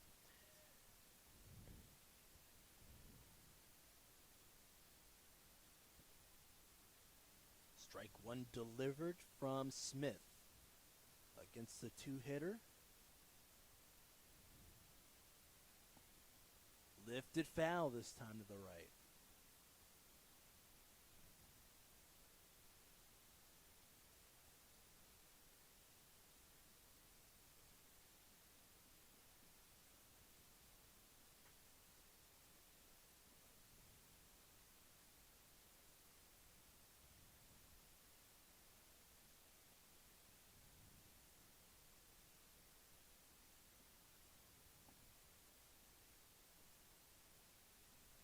And another hit by pitch. This one off the shoulder of Boma.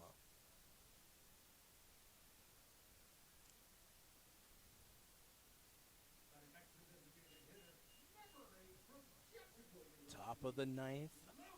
1 out. Logan Barada up now. A single in the 7th as well as the 1st.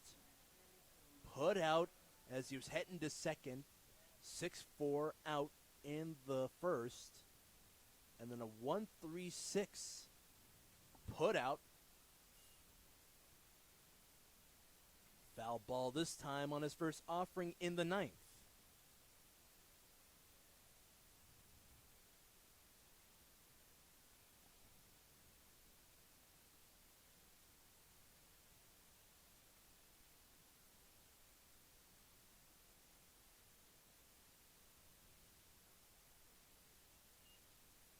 Angled right near the grandstand and foul once more to the left.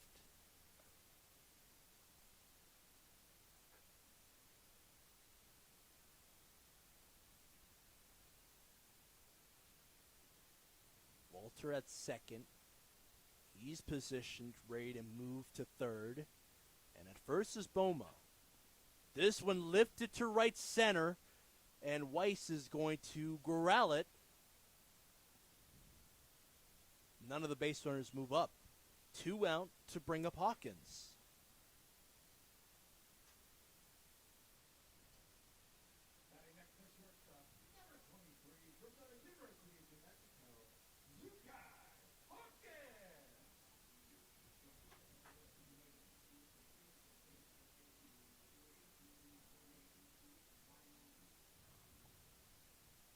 Hawkins scores in the 3rd, has a walk, and was stranded on base in the 7th. Breaking ball misses for Smith.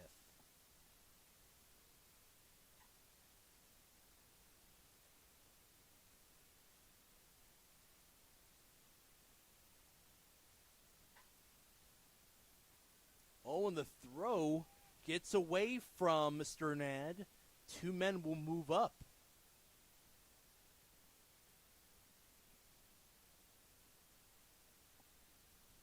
It's a throwing error. And 2 men are safe at second and third. Boma at second and Walter at third. At the plate, a 2-0 count for Sakai Hawkins.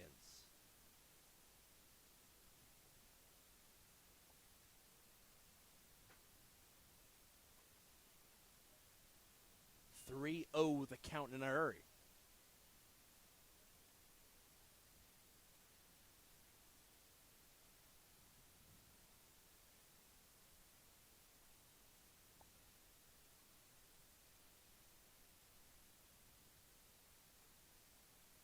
Four-pitch walk for Hawkins, and 3 men are on for the Cropdusters.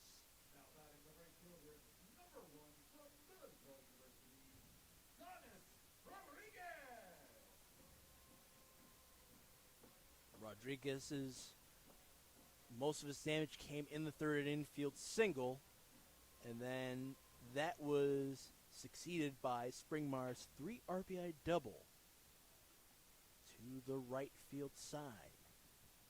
Smith in now, delivers it underarm, and it is strike 1 for Rodriguez.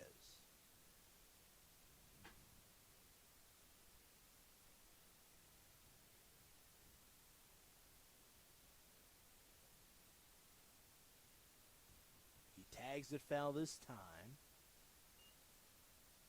He's down the count already. The key is 2 outs in this inning, as well as 3 men on. 2 hit by pitches, and a walk for Hawkins. At second is Bowman, at third is Walter. Trying to frame it was Matt Rich behind the plate. Rodriguez getting back into the count. 1 ball to 2 strikes for the Millersville Marauder. Against Smith now. Even count after he started this plate appearance down 0-2.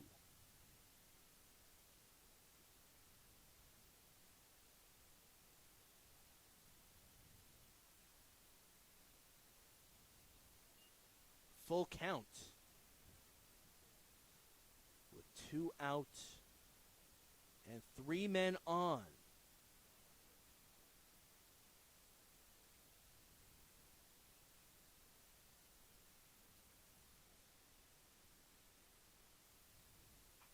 Rodriguez taps this one over to Martin. The throw is in time as they throw it on over to first. Hawkins was safe at the bag at second. 3 men left on for the Cropdusters. They're up by 5 runs, still heading into the bottom of the 9th.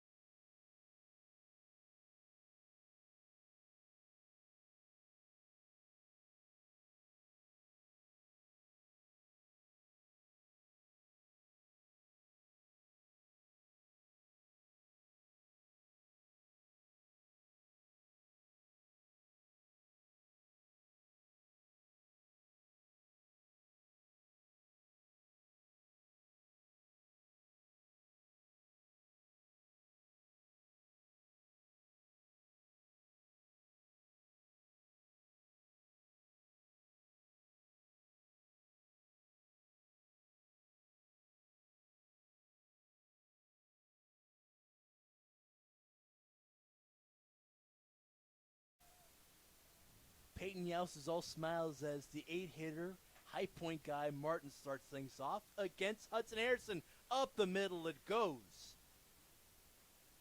Ground ball, leadoff single for Martin. Yeah, I'll never cheer for the opposing team, but, nice to see a fellow high point guy, especially after the day he's had in the infield, get a base knock, so hopefully kind of a momentum booster for him. They only had 2 hits through 4 hits through 5 innings for the Giants, down by 5, and a called strike assessed to the 9-hitter Rich. Hudson Harrison, still community college hand, with a man at first, Martin, and a foul ball for Rich. 0-2 the count. 4th pitch upcoming for Hudson Harrison.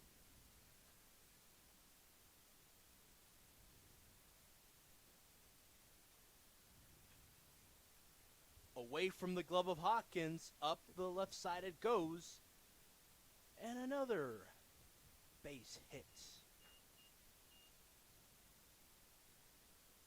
2 men are on in a hurry with Cole McKenna, very dangerous batter, up against Harrison. Yeah, but what's nice about this and the run support the Cropdusters have given Harrison is that you don't really have to think about taking him out. You have a 5-run advantage, so a low leverage situation right here, a really good chance for him to finish this game off.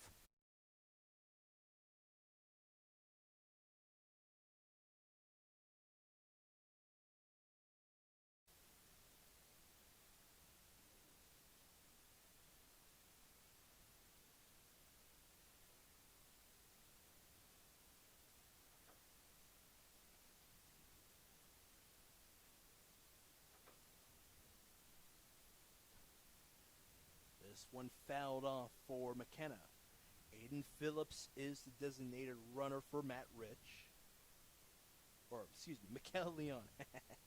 Mikel Leon, 14. I was looking at 13, folks. I apologize.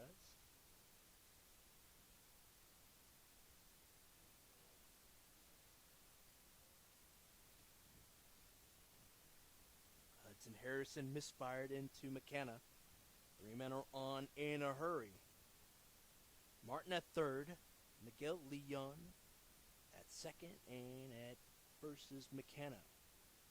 A walk in the 5th for him, and he started off this contest in the 1st with a single up the left side.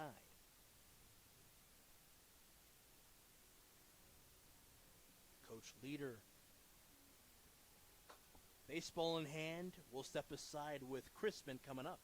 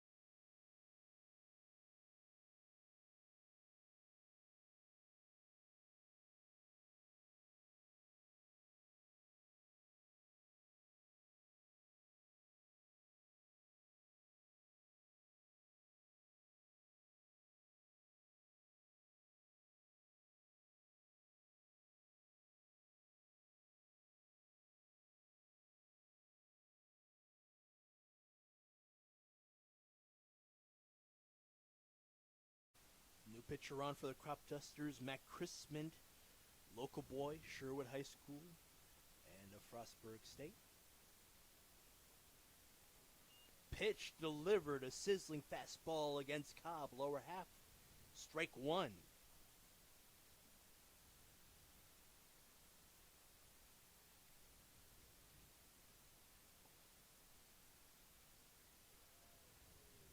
And a wave and a miss that time. Pitch going outside, Cobb went around it. Days over for Hudson Harrison, one strikeout. It came in the eighth.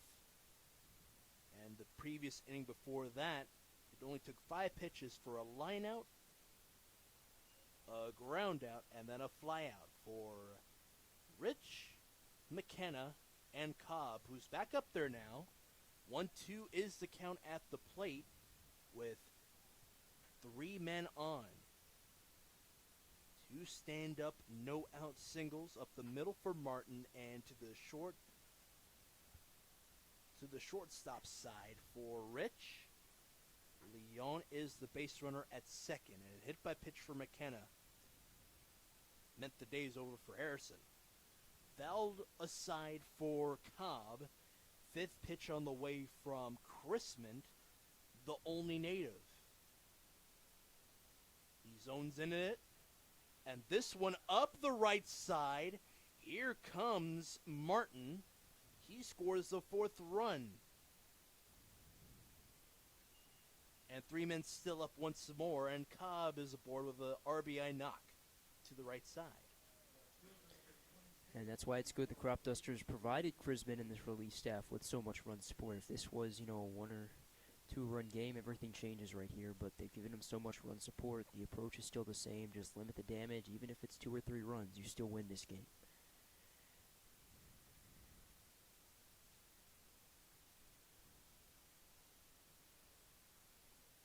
Going for that fastball again. Matt Christman against Brady Ruiz-Weiss, and a strike assessed.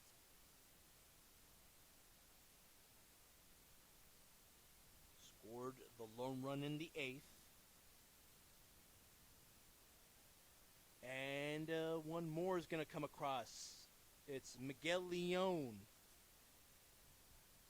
After Springmeyer could not handle the pitch from Matt Christman.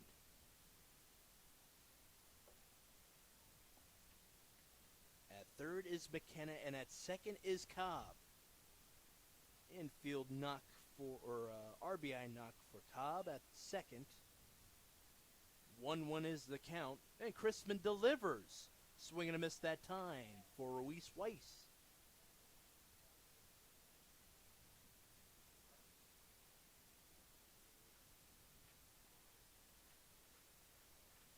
Matt Christman trying to channel out the energy from his hometown crowd.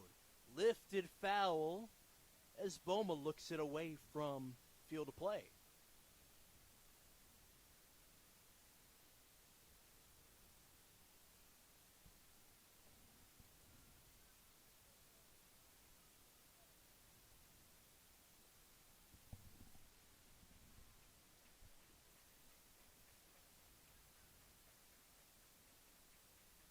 One, two, once more. And to the dismay of the crowd here, it's an even count. 2 balls, 2 strikes.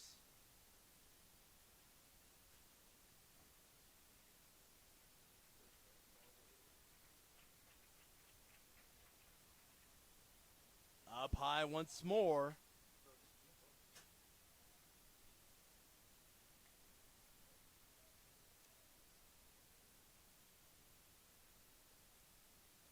All of a sudden, you have 2 hits and 2 runs in this inning.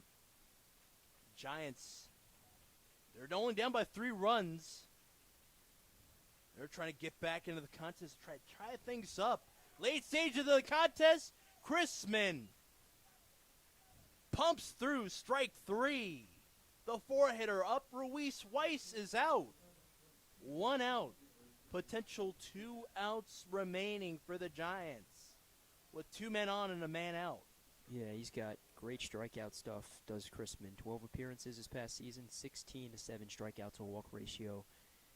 Shows it right there, and now he's just 2 away from ending this game. Yep. Inching closer is Chrisman. A strike pumped through.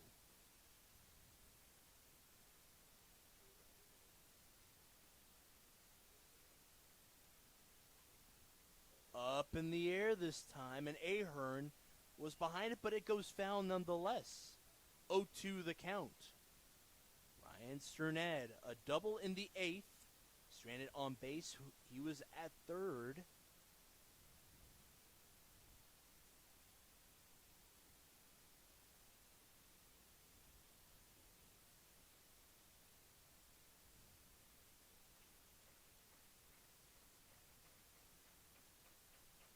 Pitchers count 0-2 on the way.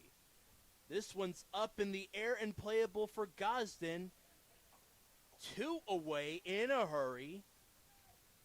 Both McKenna and Cobb do not tag up. It would be interesting to see if Gosden try to test them out as well. Dominic Trollo now after the pop out to second.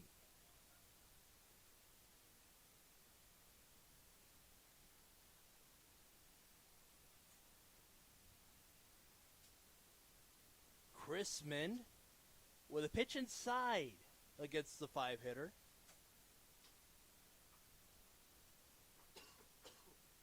He can go long, Cantriolo. He had a 2 RBI double that tested grain. That one goes foul.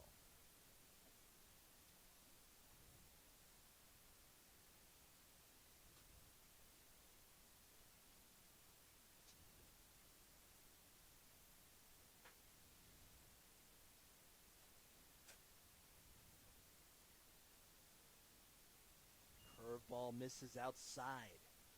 And a 2-1 count.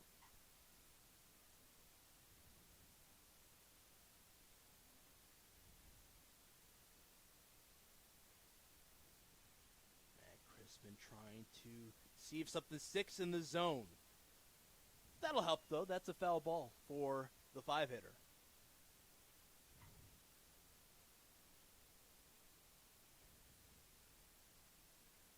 Even count. 2 outs and 2 men on. Chrisman from Olney. Unloads. And swing and a miss that time. Chrisman gets out of the jam. Springmeyer congratulates him. Cropdusters eke out a 3-run win. 8-5 is the score. We've got another contest coming up. Gaithersburg against the Cropdusters. What are your thoughts, Peyton? Yeah, some nice momentum for the Cropdusters to take into that next game. Definitely wasn't pretty, especially towards the end with the bullpen and everything. But, yeah, you'll take a win any way you can get one, and that's what the Cropdusters do. They've now won 3 straight. They are streaking here in the Cal Ripken League. Yeah, now they are up, and we'll see what happens in Game 2. Stick around with us.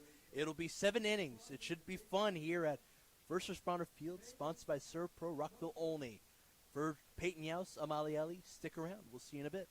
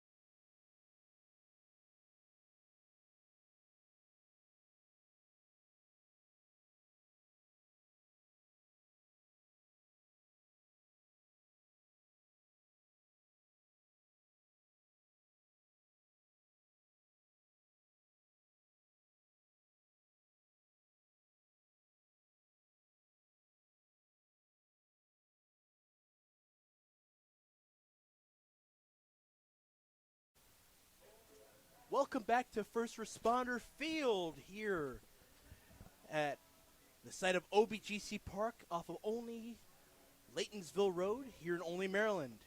Giants with a 5-3 record take on the Cropdusters 5-4 record. Thanks for tuning in once more. Ali here with Peyton Youse.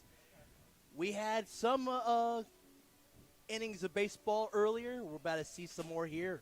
Same two teams. Yeah, and it's a big game because this one's for first place in the North Division of the Cal Ripken Baseball League. So a lot on the line here for the Cropdusters and the Giants as well. Chance for the Cropdusters to extend their winning streak to 4 games.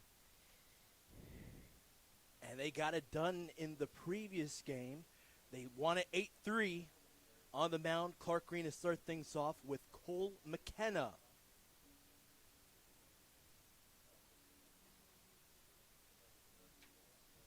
Glad to have you all aboard with us.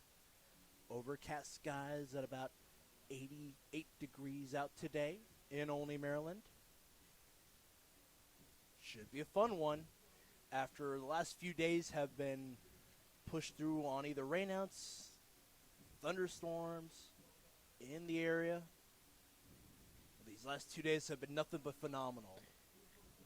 Yeah, summer heat's definitely been coming in, but I'll take heat over rain any day of the week. A beautiful second day for baseball, so I'm really excited. Cole McKenna now. Up there.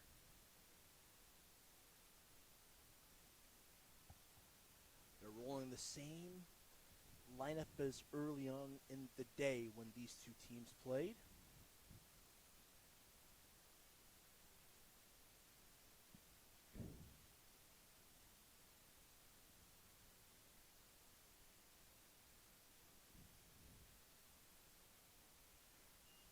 Swing and misses on the ensuing pitch.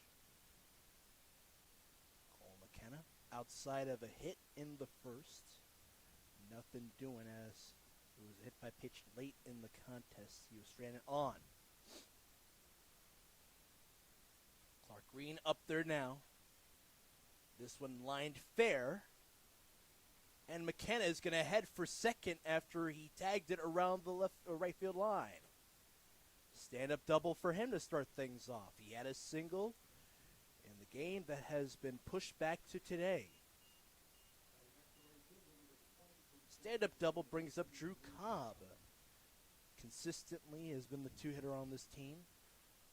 Had 2 singles, one up the middle and one towards the right side in the 5th and 9th innings respectively.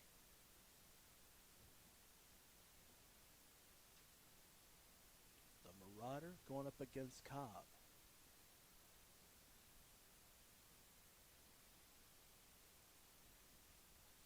And a ball in front of McNeil, who's behind the plate. From left to right, the infield looks like this for the Cropdusters. Logan Barata, Zakai Hawkins, Patrick Godson, and Kanan Kriefel. Outfielders, Ben Bullhouse, Cade Walter, and Donis Rodriguez from left to right. This one put into play for Kriefel.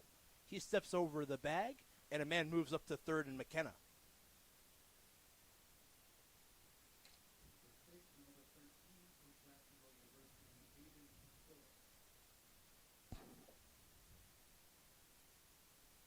Aiden Fiddums was not in the lineup in the earlier game. He's up now after the grounder to first base.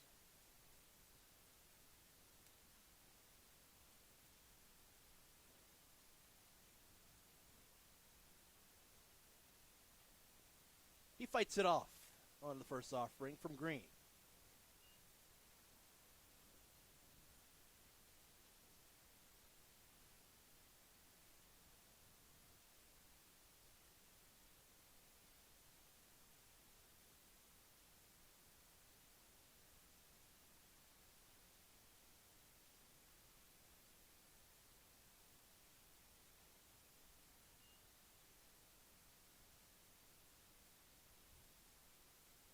Foul ball and a pitch upstairs into the side of the three-hitter. Makes it a 1-1 count with a man at third in McKenna. And the out. Check swing upstairs. He didn't go around it. First place umpire Adam Schrader making the call. Adam behind the plate. He's the umpire there. Evan Kerr at third base. Favorable count for the hitter. Phillips looks it inside.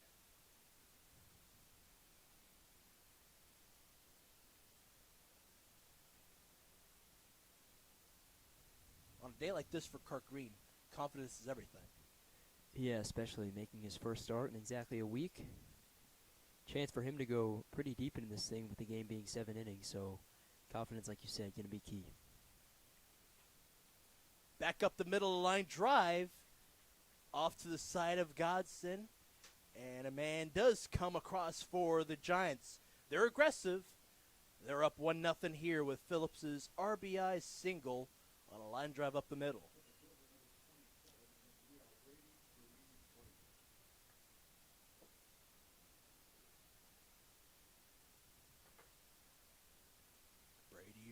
Weiss, who was the 3-hitter early on, didn't have a hit, struck out in the 9th. A crucial one from Christmas as he got the save. Strike does come across for Green against Ruiz Weiss.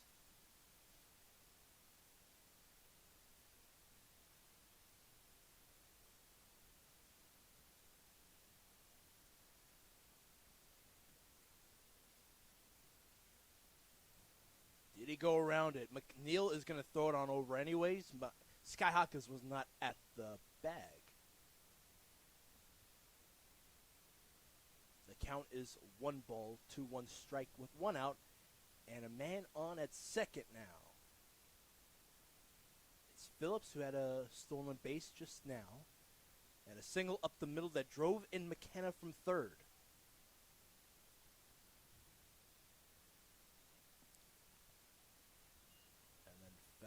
Back behind.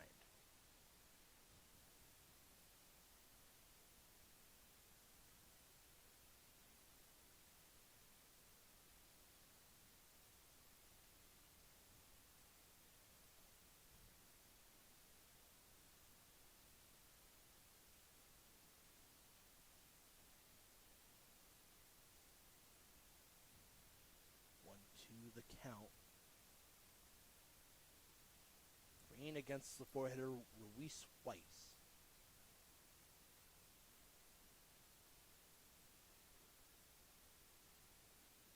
Even count here.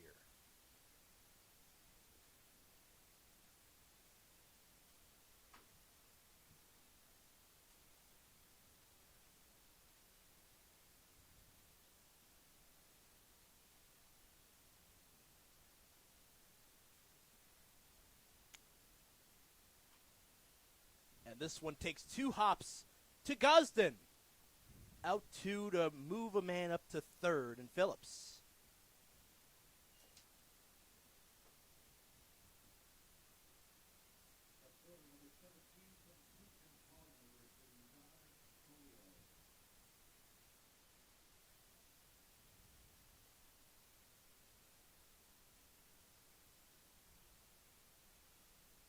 One run does come across, an RBI single for Phillips. He's at third. Now to Dominic Trolio. And he's going to tag this one up the middle, and Gosden is going to throw it off his back foot. It's not in time. Over the bag is Trolio at first, and scoring is Phillips. 2-0 Giants in a hurry.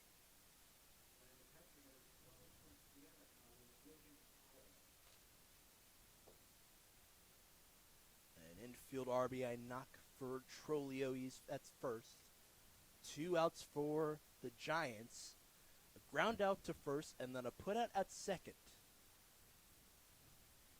This isn't the worst situation, right, for the Cropdusters to be in.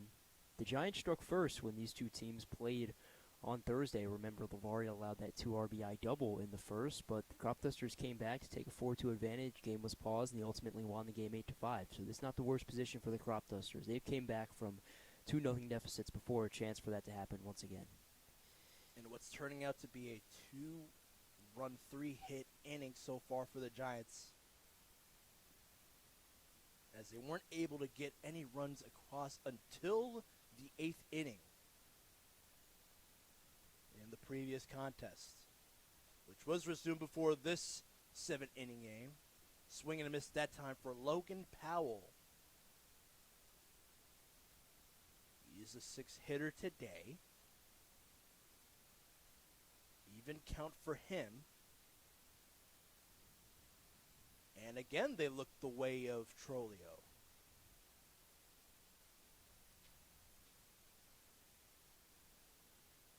It's so nice that you have a guy in Powell. You look at him. He's wearing the same colors for his helmet and gear. Same exact look as their new Vegas Gold uniforms. You're trying to tell me the purple from Marcus Martin's helmet doesn't go with this? Oh, well. It kind of looks nice, though, too. I'm not going to lie to you. At the plate, nonetheless, 2-1 is the count.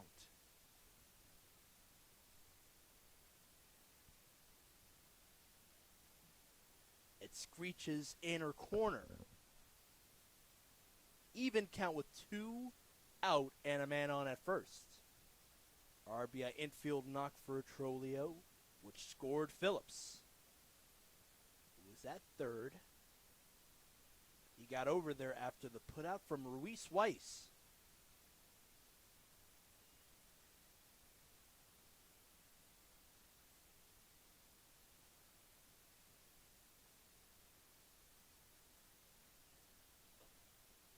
Count runs full for the 6-hitter. Nearing the bottom of the order for the Giants. Swing and a miss that time. Grimacing back to the dugout is Powell. Clark Green's got his first strikeout after he gave up 2 runs and 3 hits in the top of the first.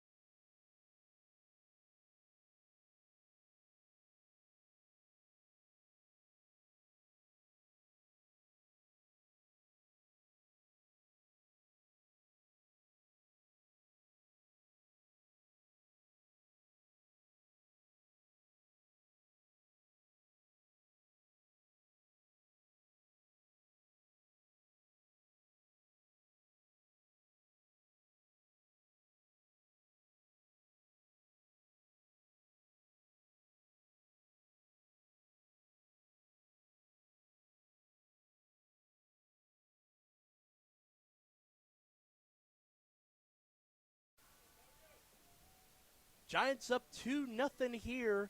Barada, who's usually the 3-hitter in the order for the Cropdusters, is going to get a shot as the 1-man.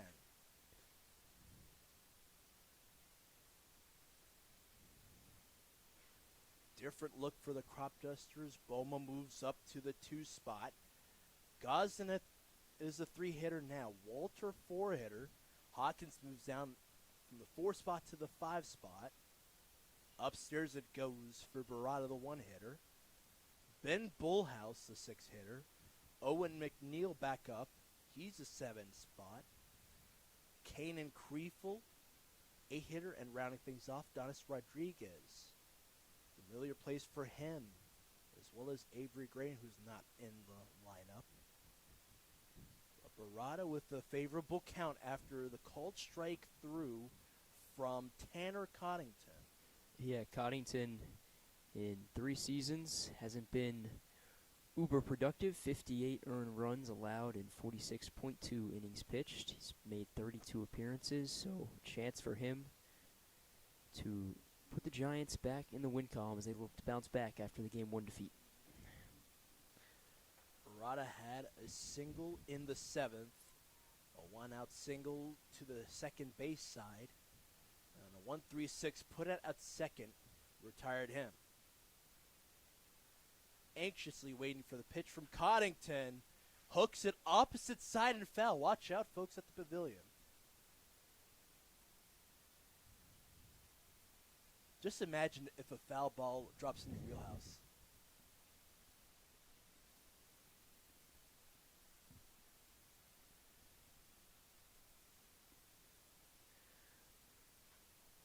And this one takes a short dribble in the infield grass. On it, and the throw is in time.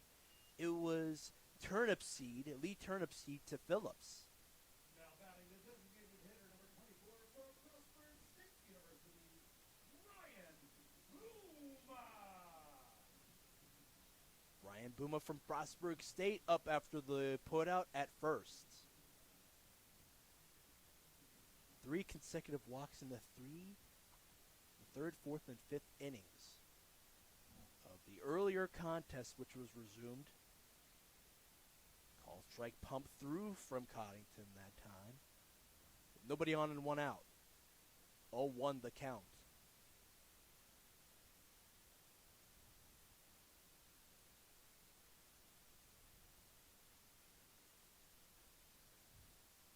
Back in behind. It is now an 0-2 count.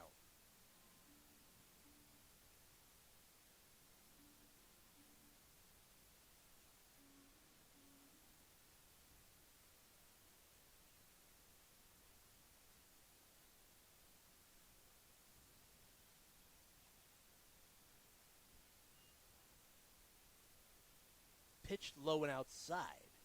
Boma working back in the count.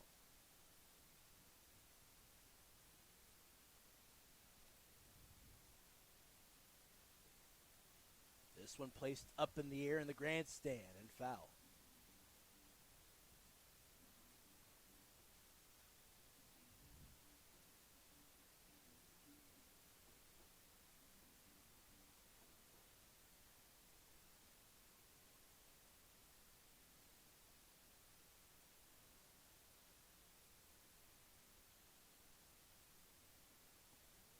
Kick and delivery off the plate.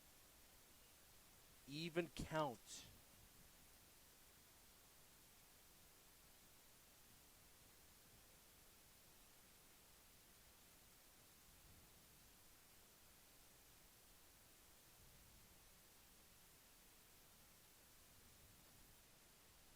Curveball upstairs. The count runs full for the 2-hitter, with already a man out in Barada, a 4-3 ground out. Gosden on deck. To pay it off is Coddington. That will be fouled off.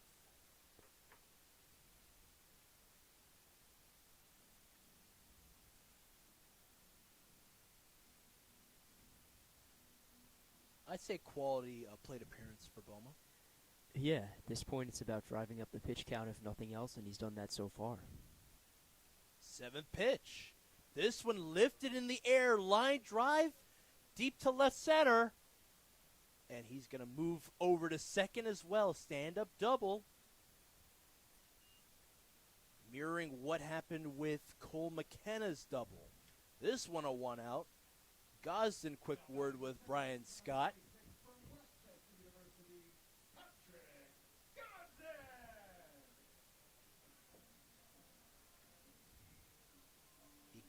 to hit for Candelas in the fifth. And that was in the earlier contest.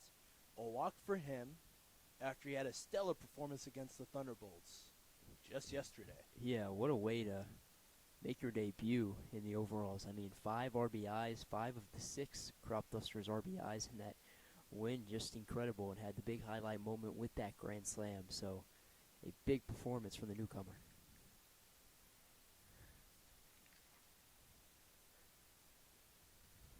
Gosden awaits the breaking ball, and it misses inside.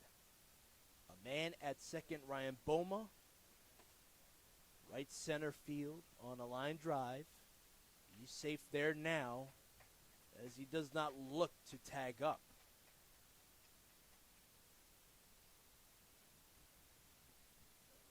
And he delivers strike 2 against Gosden.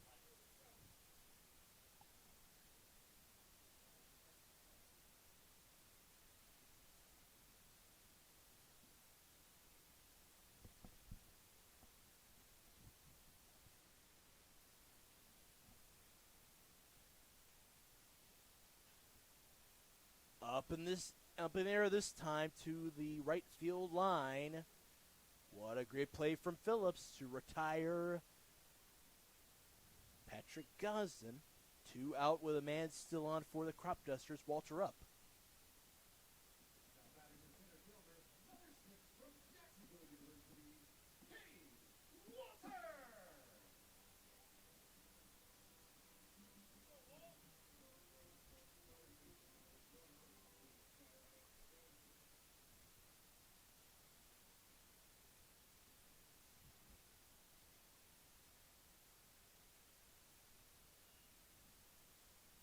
Downstairs on the pitch from Tanner Coddington.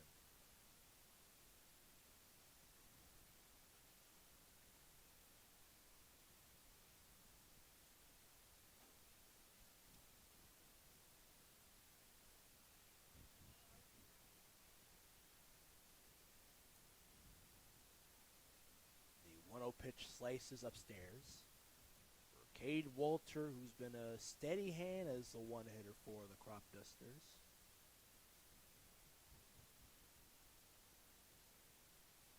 Did not have a hit in the earlier contest. Struck out once.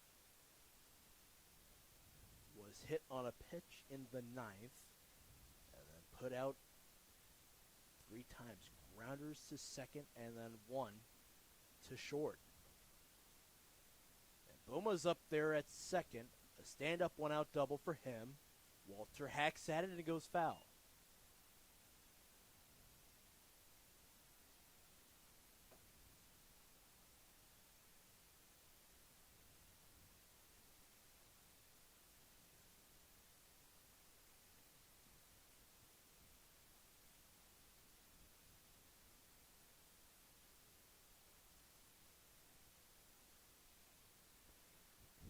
And Walter has a walk.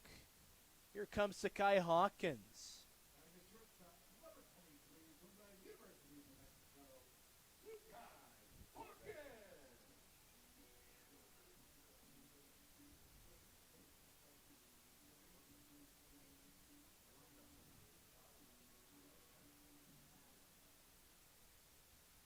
A 2-out walk and a 1-out double has Boma at second and Walter at first. Hawkins hitless in the last contest these two teams played. Strike 1 dealt through from Coddington. Breaking ball outside.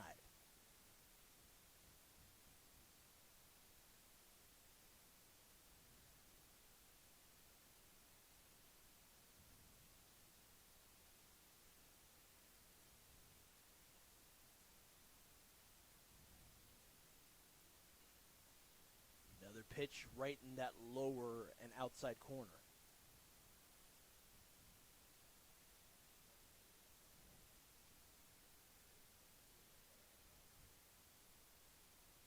Down in the count is Hawkins. 2 men up and 2 men out in the bottom of the first. Hawkins will ground it, and it was not gloved by McKenna. Bowman Looks like he's going to score. Let's see what the call is. Successful hit for Hawkins. Walter moves up to second. Cropdusters have a run here. They're down by a run. Hawkins is up. Walter at second. Bullhouse at the plate. Yeah, I said it, like the same thing that happened on Thursday. Even though the Giants strike first, the Cropdusters always seem to respond. They did it on Thursday thanks to 4 unanswered runs, and great way to start. And this one bottom will of the go first. fair. Tagging up and not making the glove catch, Coddington, who had to shuffle it on through to Leon, and Walter is safe. And 3 men on for the Cropdusters after a run scored through from Hawkins. For our catcher, number 25.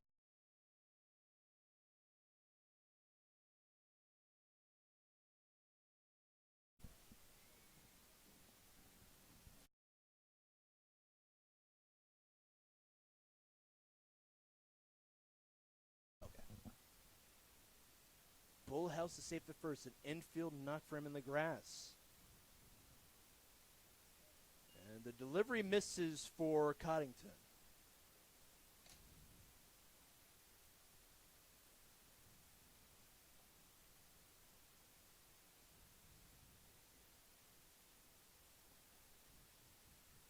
McNeil now looks it through.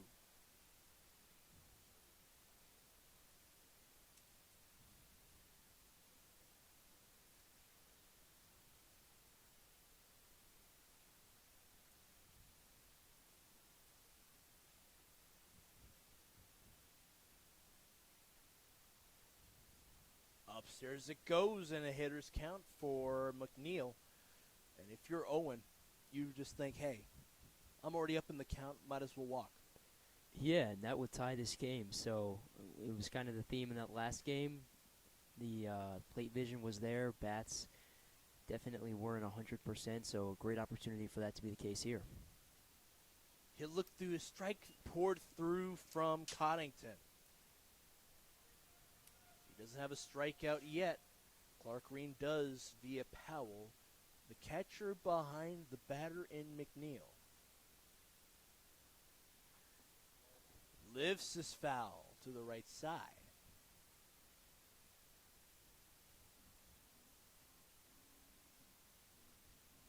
It's McNeil up at the plate. His counterpart waiting for the 3-2 pitch from Coddington. The 7-hitter with 3 men on and 2 out. Full count. Kriefel waiting patiently if he gets on a base. And a whistling foul ball into the netting.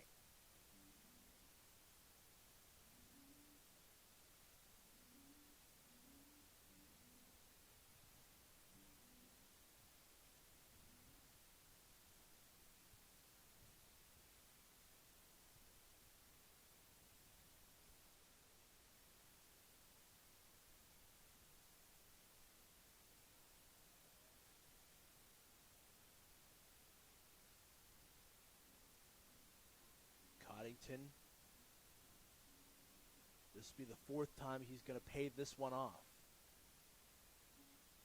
Owen McNeil making it hard for the starting hand for the Giants. Hawkins at second. At third is Walter, and at first is Bullhouse. Pitch behind the backstop. Walter goes through. It's a walk for McNeil nonetheless, and Kriefel up. Yeah, they great at bat. Not only does he drive up that pitch count, consecutive foul balls, but now you can load the bases and just continue the inning, so making things so much difficult for the Giants on the mound. Kanan Kriefel from St. Olaf's College. He's going to get a good crack at this one, Montgomery County native. Against Coddington, he looks through strike 1 through middle half there.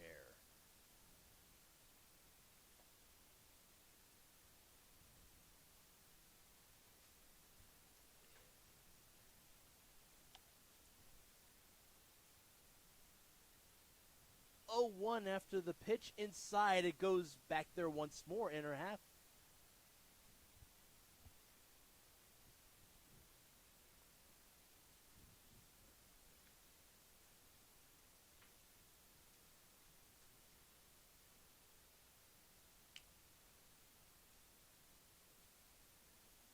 Down in the count is Creeful. He went around it.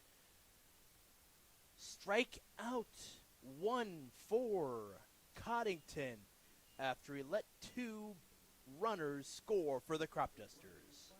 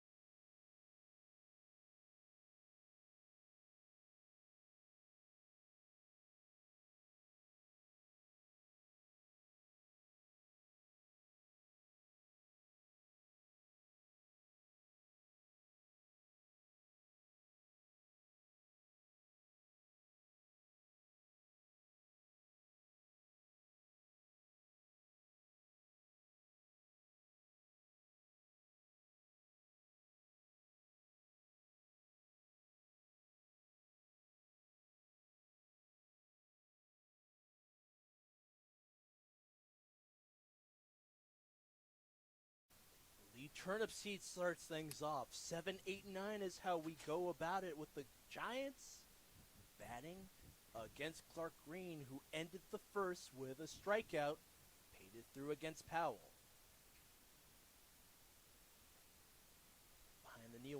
Behind the plate once more for the Cropdusters, Owen McNeil was struck out, or not struck out, he was left on base with a walk. And Creeful was struck out swinging to end the first. So both pitchers have a strikeout to end the first. Off of the plate and off the side and foul.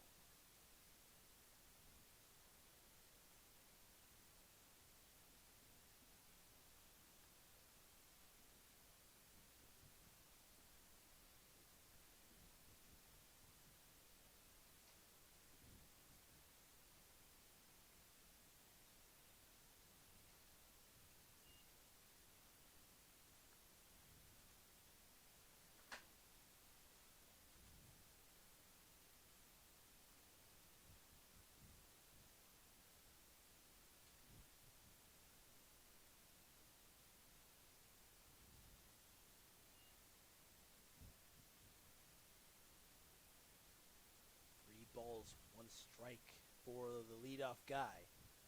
Miguel Leon waiting on deck. He was a designated runner in the previous contest against these two teams. 5-pitch walk to send a man aboard at first.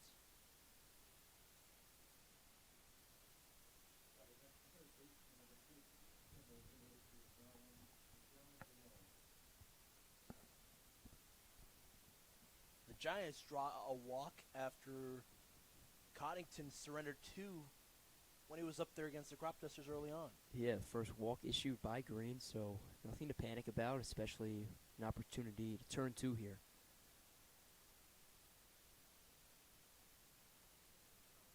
defensive swing, and it went inside.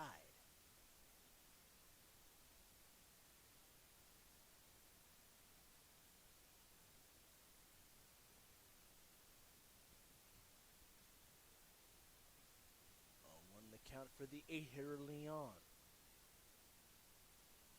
And he swings at it again. It was tracking its way inside the zone. He's down in the count already. Green looking for his second strikeout of the contest.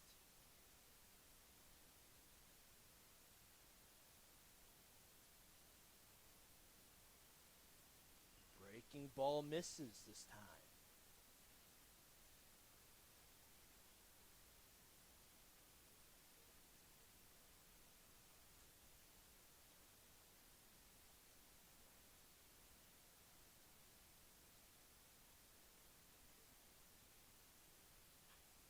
This one put into the right side.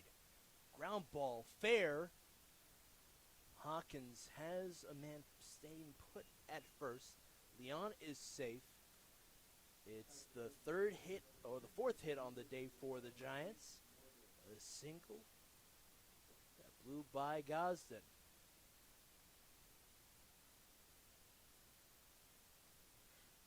Now to Jake Morgan. Another new face going against Clark Green. Two base runners move up. Green misfired on the pitch, and McNeil had to go ahead and grab it.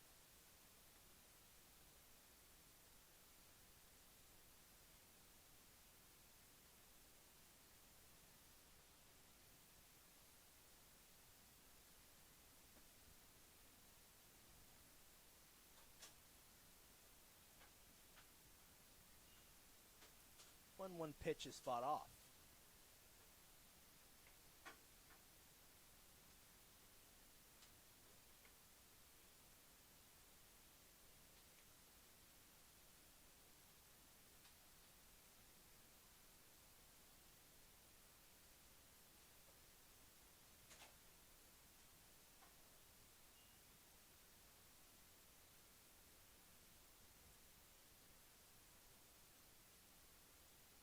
Out and 2 on for the Giants. Clark Green painted through strike number 2 for the 9-hitter, and the pitch on the way up high, even once more.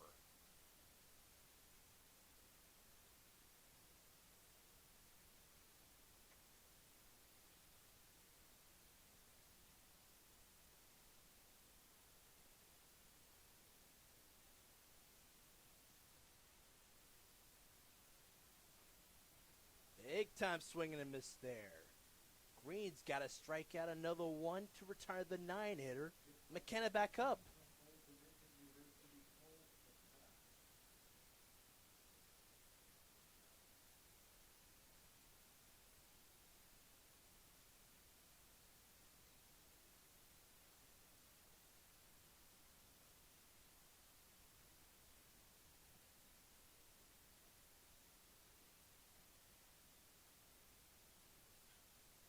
This one put in front of Hawkins. The throw. It zipped on through to the glove of Kriefel, but a man does score for the Giants. Turnip seed from third to home. Leon is at third. He's the only base runner for the Giants. Yeah, and if Green can retire Cobb here, I have to consider that a victory for him. To have runners on second and third, no outs, and then in the event that he allows just one run in that situation, I mean, that's a victory right there.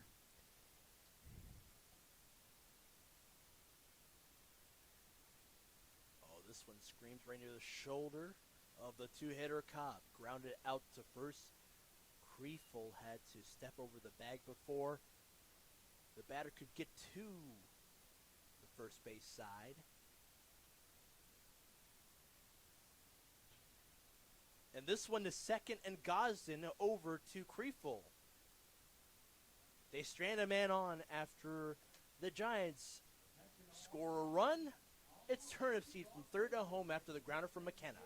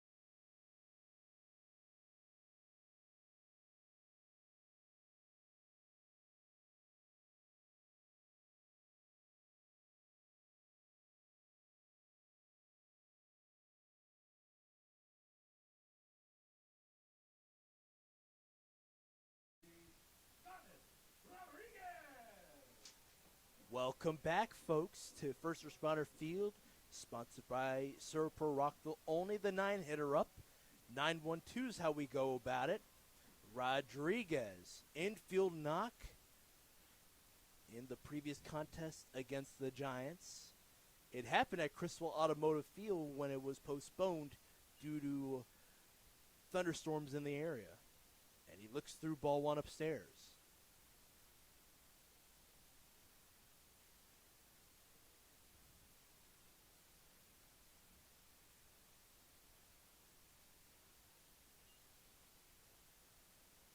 And he takes it this time. Rodriguez does.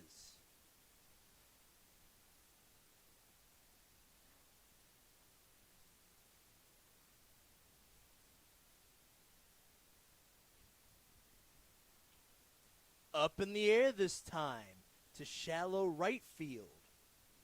He's got it. Drew Cobb on it. One away.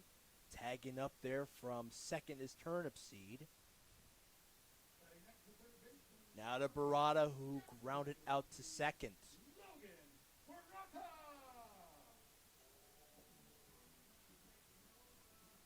Only an infield single from Bullhouse.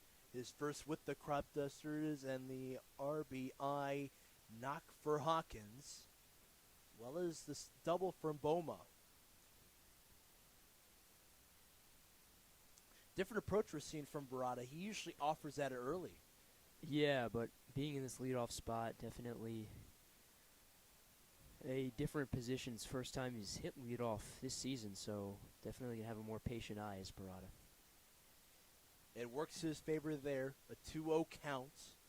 Coddington's still up. He ended the previous inning with a strikeout. Kriefel went around it.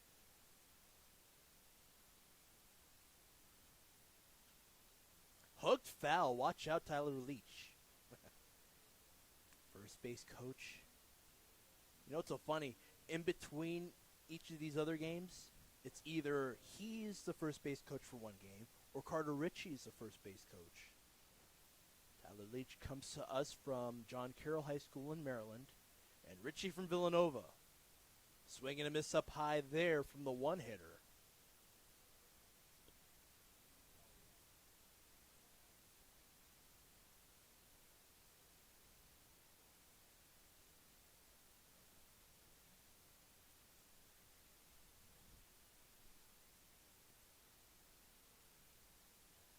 Even-handed pitch from Coddington. Misses upstairs.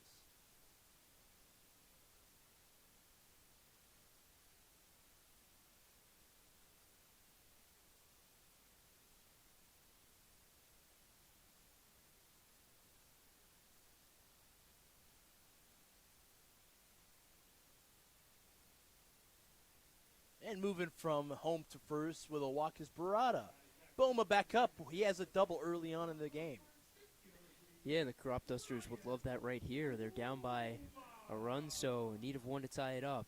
Buma, like you said, had that double in the first, and chance for his second base hit.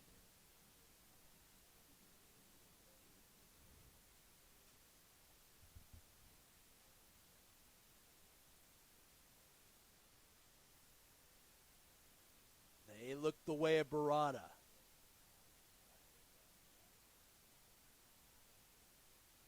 Jacksonville Dolphins, known for their small ball ability. When they get on base, they can steal a lot more bags. Walter had about 13 out of 19 stolen bases and attempts in the spring.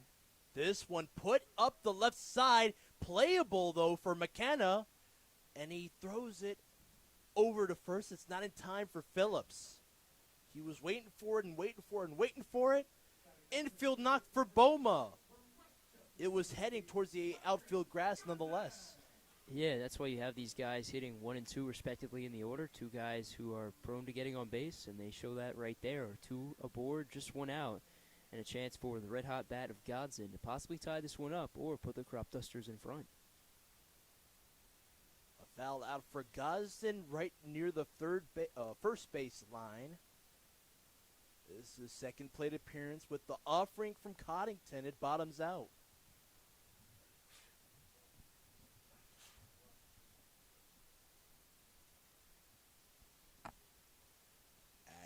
second is Barada, and at first is Boma.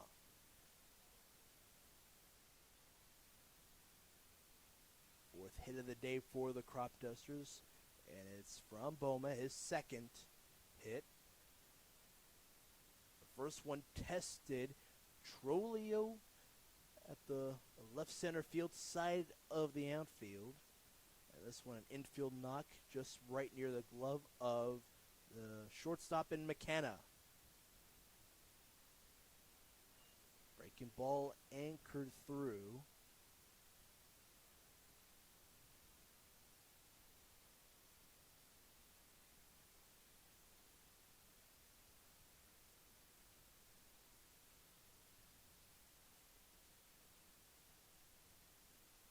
Gosden, 2 men up and 1 out. Time is called. It's an infraction for the pitcher. They've got 18 seconds to deal out the pitch. It's a 2-1 count now. Call strike assessed there for Gosden. He's thinking to himself, is that really a strike? He looked it through nonetheless. Even count now. 2 balls, 2 strikes. 1 out and 2 men on. Back up to Codden off his leg. And 3 men are on. It looks like, yes, it will be. McKenna, after it hit the leg of Coddington, had to make the throw. And by 2-step length, Gosden is aboard.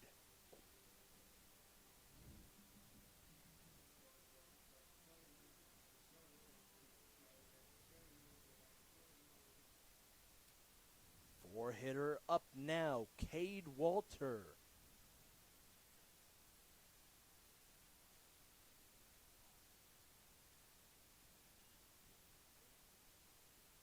Fastball inside.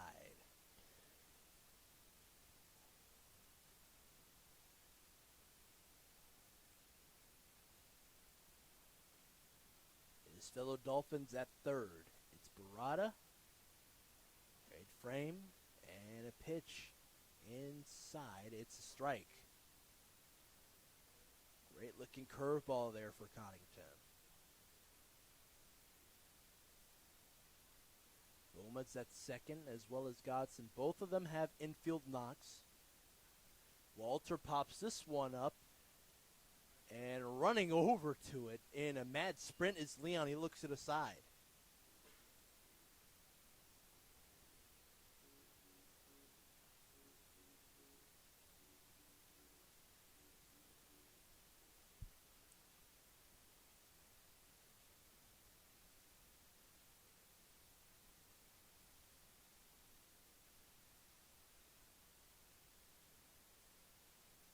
Upstairs that time on the fastball.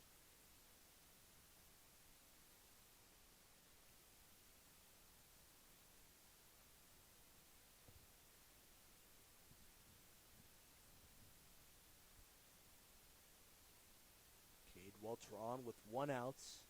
Even-handed count. Coddington delivers the 2-2 upstairs. Powell steps away from the plate. Probably had something to say.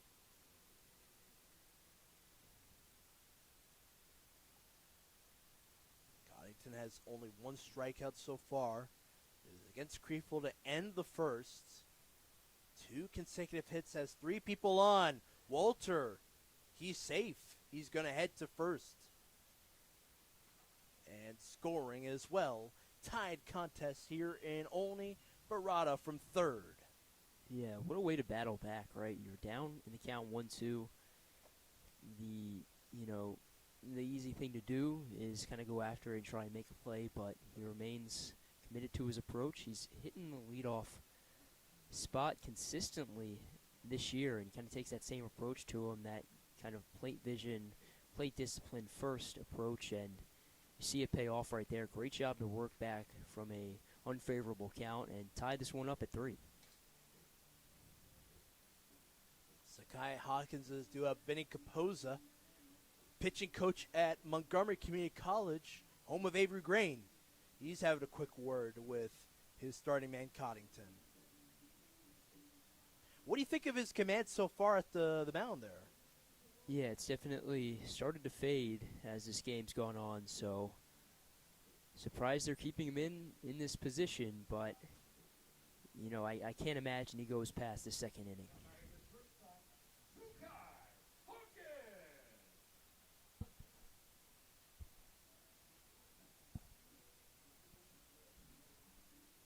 Good on Sakai Hawkins, his first at-bat, an RBI single to round out Boma.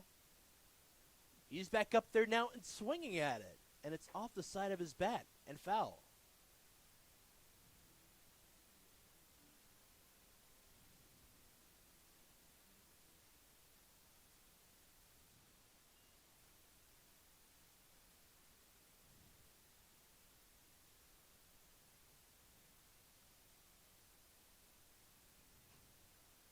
Hawkins now looks it after he tagged it aside. Even count with one out. Tied contest as well. 2 runs for both teams in the first and 1 run apiece here in the second inning. At third is Boma. At second is Gosden. The pitch for Hawkins outside. And retreating back to first is Cade Walter. In front of him is Aiden Phillips in the infield grass. A quick chat with Walter. Standing at the bag at second just across from us is Gosden. And now he steps away from the bag and moves to the side. Up in the air for Hawkins. Playable that time for Ruiz Weiss. Out number 2. And here comes a base runner. Cropdusters finally do have the lead. Sac fly from Hawkins. Plates through 1. Yeah, we saw him do the same thing against the Grays on Friday. Started the scoring with a sacrifice fly in the early part of that game, and good for him to kind of know his role. Even though it's not something that falls and brings in a few runs, it's a run that gives the Cropdusters their first lead of the game. Hawkins out on a sac fly. As well as Rodriguez, he flew out as the leadoff man to center field. Testing Ruiz Weiss with those 2 outs. Bullhouse in front of the count. It's 1 ball, no strikes. Coddington still up on the mound with extra work.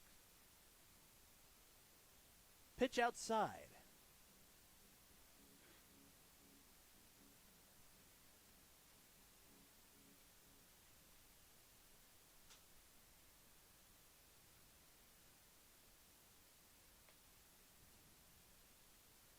They look the way of Gosden, who's at second. A run comes across, a sac fly and an RBI for Hawkins. 2 hits in this inning as well. Gosden, as well as Boma, who scored on that sac fly from Hawkins. 3-0 the count. Bullhouse is just a hair away from the batter's box. He steps back on. Powell has a quick chat, and he's back behind the plate. Walter angles away from the bag at first, and walking away from the bag at second is Gosden.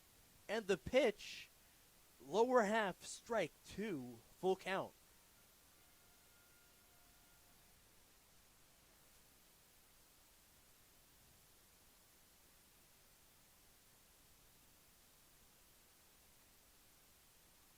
To pay it off.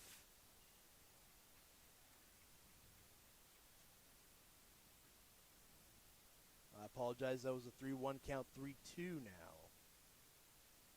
Full count for Coddington against Bullhouse. Here it is. Lifted up in the air towards the left field line. It's foul. Trolio gave chase. 2 base runners still on for the Cropdusters. Walter retrieves back to first. Godson, Golden Ram, with another Golden Ram at the plate.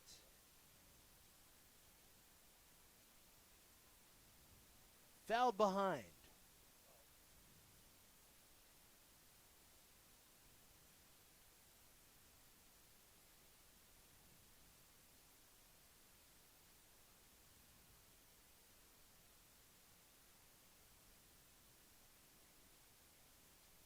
Time is called. Pitcher warming up in the Giants bullpen. And a baseball that makes its way into the field of play. So we're back on now. Bullhouse in the bottom of the second is going to walk. 3 base runners on once more for the Olney Cropdusters, bringing up Owen McNeil. Brockway is heading on up there. Coddington, the pitcher. And the day's over as already there's a pitcher on the way. Good on you, though. You got a strikeout. 3 base runners on, 2 outs. We'll step aside.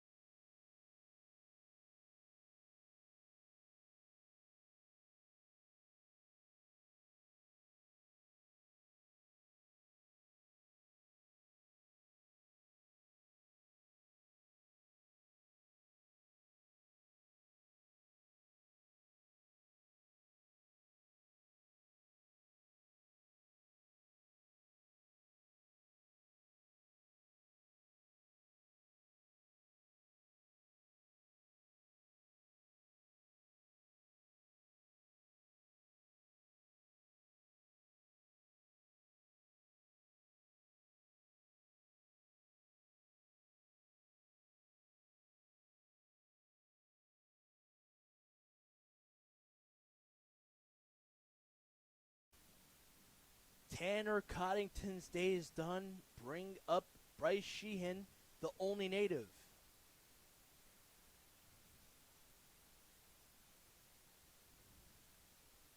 And a pitch downstairs on the first offering. McNeil up there now, an RBI and a walk, and stranded on base in the first.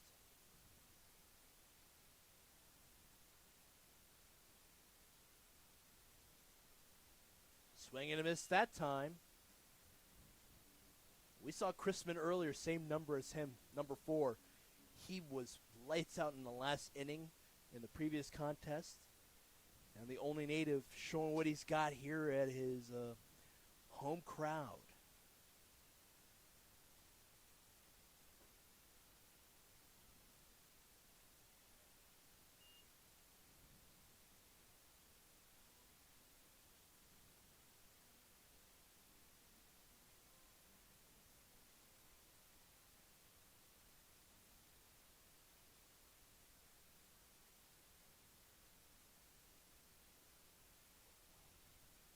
Big time swing and a miss there for McNeil.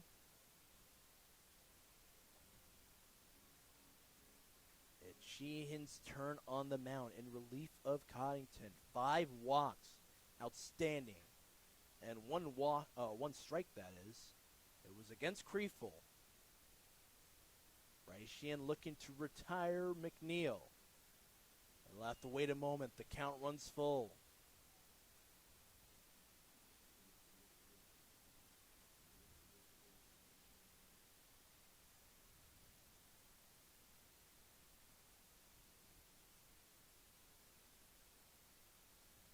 Three men on for the Cropdusters. The throw, and another walk surrendered. First one of the day for Shan, and sixth overall. It will bring through Godson from third. How impressive is this? The second time through the order, every single Cropduster has recorded either an RBI or his reach base. You have Parada with a walk, Walter with a walk, and then Bullhouse and McNeil with back-to-back walks, and then you have Booma and Godson with infield singles and the sacrifice fly from Hawkins. Very Kriefel impressive. struck out. What's that? This one put up in the air, sliding through and not foul. Watch out. Oh, went through the fence, and hope he's all right. Yeah, he's good. Foul ball for Kriefel nonetheless. That's Drew Cobb tagging up there. Yeah, he's good.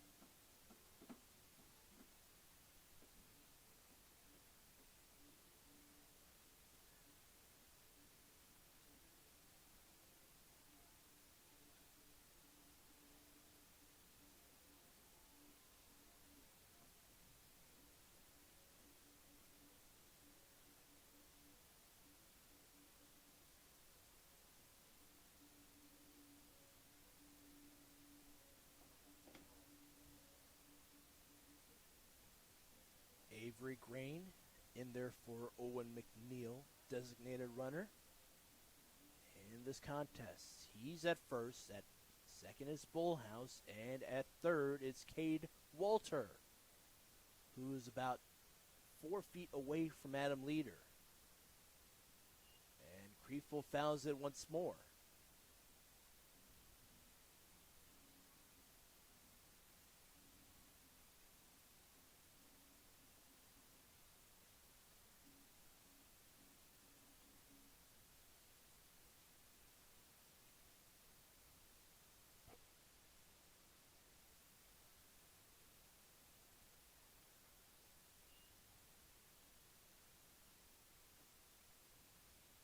After 2 foul balls, he looks at outside.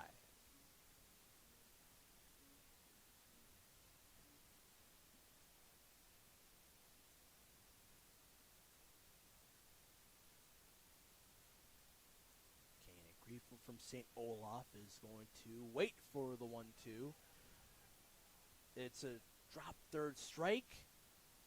Throw is in time to strand 3 on. Kriefel out once more. Cropdusters do tack on 3 more runs. They look sharp. 5-3 is the score.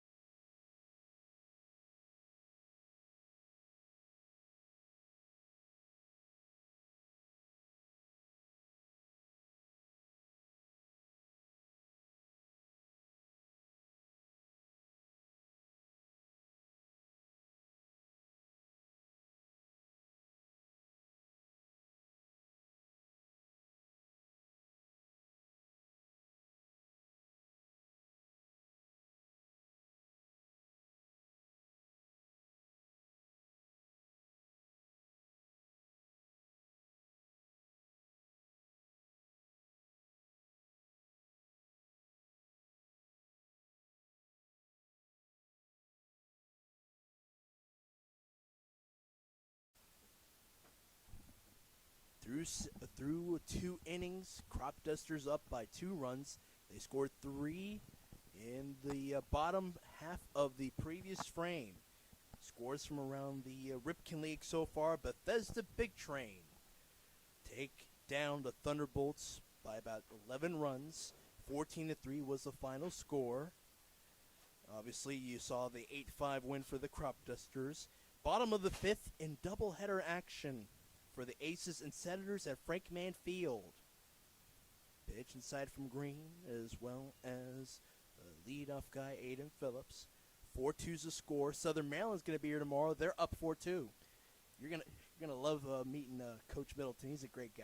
Yeah, an interesting week for the Cropdusters because really just one home game against the Thunderbolts on Friday, and then it's just really one big road trip. They'll be taking on a number of outer division foes in the Braves, Aces, Senators, Grays, so a very untraditional week starting tomorrow. They see the Grays on June the 25th. Cropdusters take a tour of D.C. That's the main thing you gotta want to know, folks. Take a tour of the Capitol. This one lined into left center field, and the leadoff guy with a knock. All through the 1-2 pitch from Green.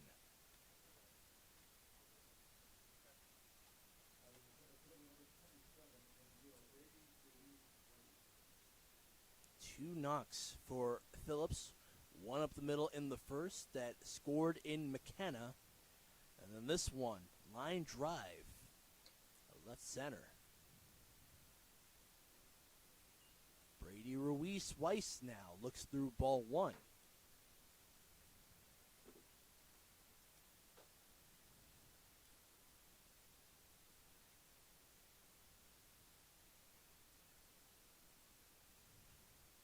This one tagged up in the air and playable, though. Ben Bullhouse only had to take about 4 steps. Didn't have to move his shoulders as well. It's a line out. Yeah, way to make it easy on your defense. Dominic Trolio, RBI single in the infield, a plate through Phillips. He's still at first. He did not move up on that line out. Righty versus righty. The pitch from Green. Bunt is put down. It's fair at the third base line. Not a lot of mustard on that throw from the third baseman, Barada. And runners are in the corners for the Gaithersburg Giants.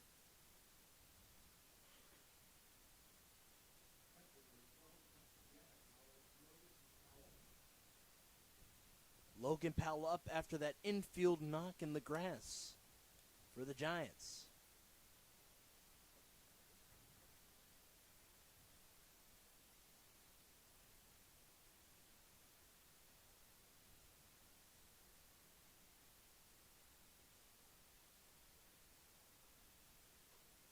Swing and a miss there for Powell. First offering from Green against him.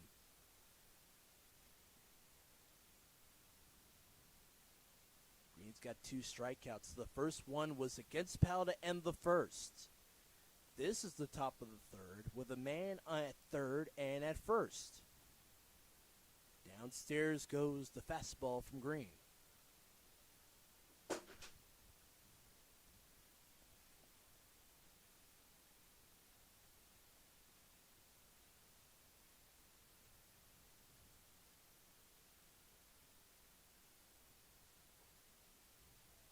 Pitch upstairs that time for McNeil.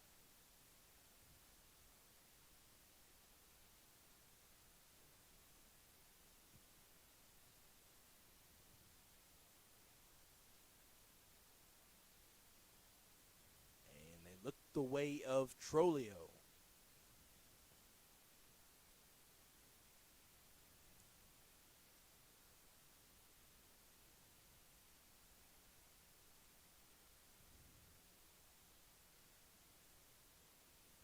Off the side of the barrel.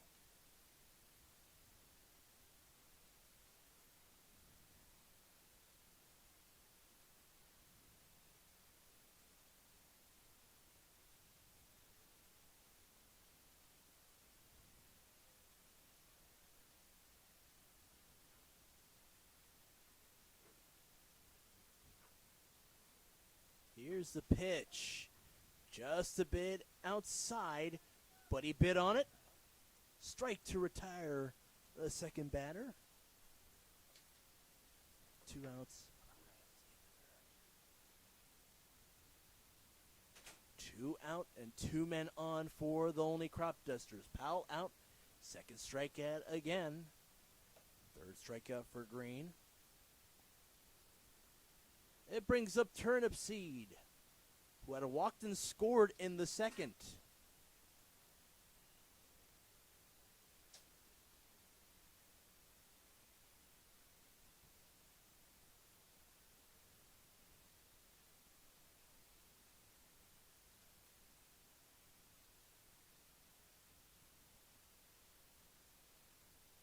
Pitch inside that time. Turnip Seed testing the patience of Green.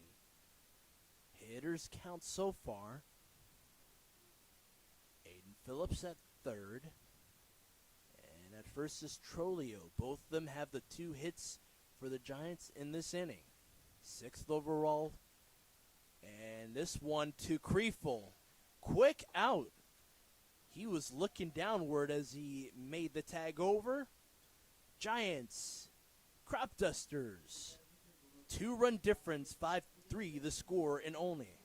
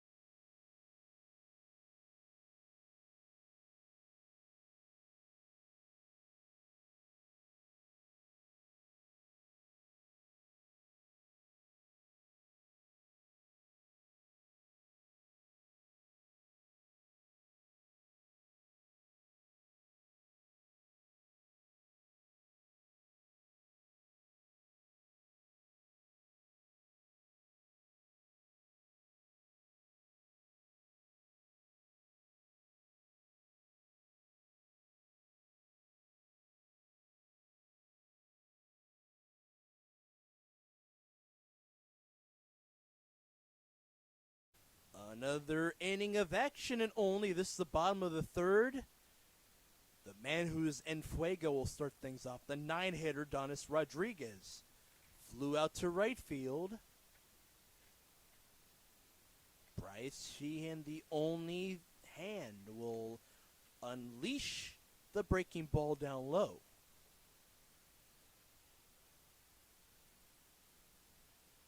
Rodriguez ahead of the count. Against Sheehan. Up in the air this time. And it's playable and an out for Rodriguez. Leon in foul territory gets the out. Yeah, Sheehan taking on a number of guys that he's faced before, playing at Shepherd. Routinely takes on the likes of Millersville, Westchester, East Stroudsburg. You see Rodriguez out of Millersville, and then so many other guys from there as well, Westchester. So definitely not the first time he's facing these guys. Logan Barada back up. Third time we're at the top of the order after the foul out to third baseman Leon. And he paints through a strike. It's a perfect little outing for him, I would say. Yeah, especially considering what he came into. For him, it's just about limiting the damage out of the bullpen, and I think he's done that so far. And he's the breaking ball outside again.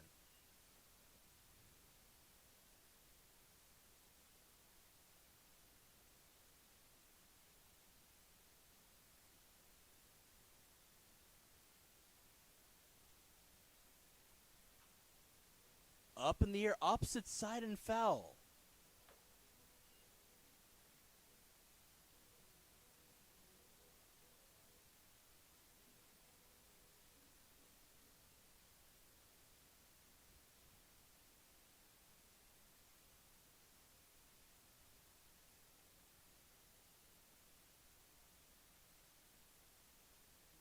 Pitch inside. It's a fastball. And Barada had a step 2 knots away. Back in the batter's box. Full count for him. Ryan Buma waiting patiently on deck. And this one up in the air to left field. On it there is Trulio. 1 out so far. Or 2 outs, that is. 2 outs so far. Ryan Buma up. 2 for 2. Infield knock. And a double to start things off for the Cropdusters in the first.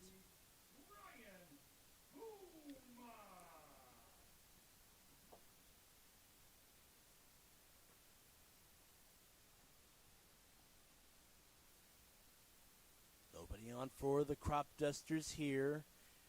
Angled lower half strike. 1 for the 2-hitter. Gosden, if Boma can get on a base, is waiting for him in on deck.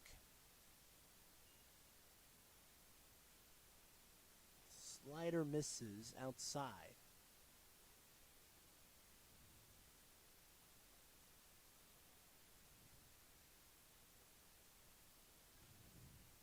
Upstairs on the four-seamer.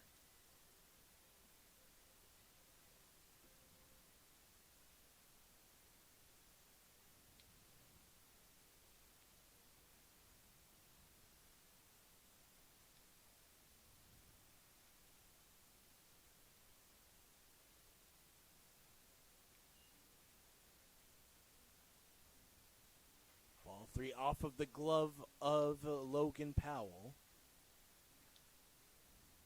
3 balls, 1 strike for the 2-hitter, who's ahead of the count and has 2 outs and nobody on. And a swing and a miss to make it full.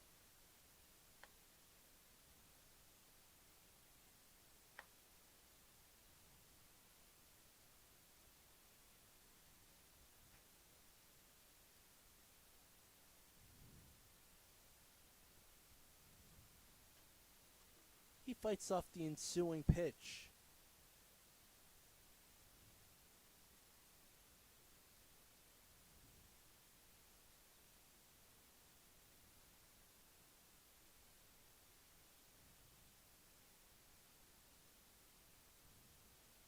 To pay it off once more, and a walk assessed. Boma is going to spring on over to first. It'll give way for Gosden, who's back up.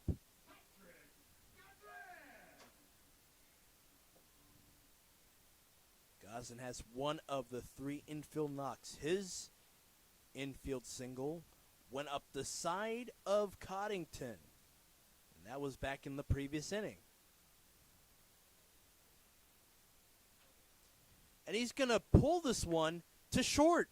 And they get the out, the 3rd out. 6-4 put out for Boma, who walked to first. Gosden was left on base.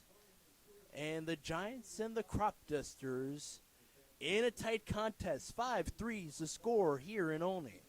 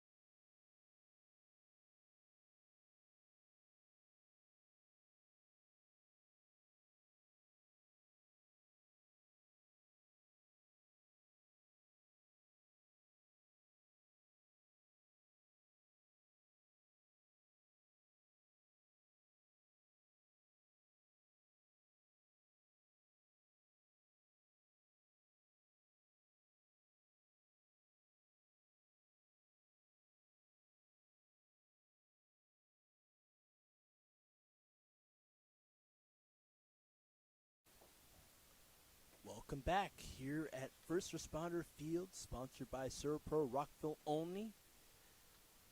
Miguel Leon, 1 for 1 today. He's got a single up the second base side, going up against the newest pitcher for the Cropdusters, the new VMI recruit, Sean McCabe. Yeah, making his first appearance in exactly a week. Last time he pitched was on this very field against this very team. Ran into some trouble, but it was definitely a game to forget for the entire Cropdusters team in a 14-5 defeat. So a chance for him to continue on what was a solid outing for Green. Gosden angles over to the ground ball, and Kriefel is on the bag safely. 4-3 putout. Morgan coming up after the Leon putout.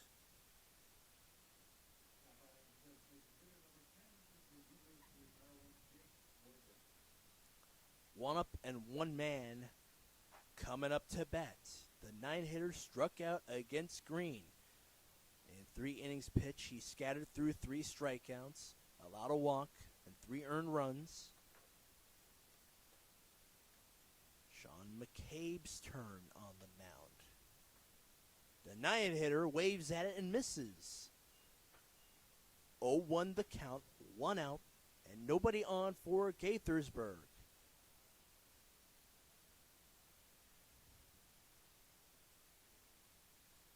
And this one painted lower half.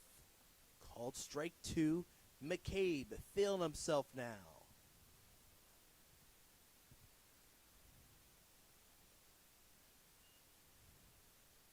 And that one misses low and inside.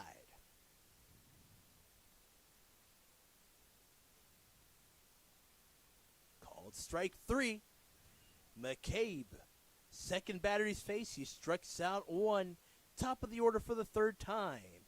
And Nicole McKenna. That's exactly what you want from a reliever. Able to get the ground out and then the strikeout. You want to keep the ball on the ground and you want to have good swing and miss strikeout stuff. Shows them both right there.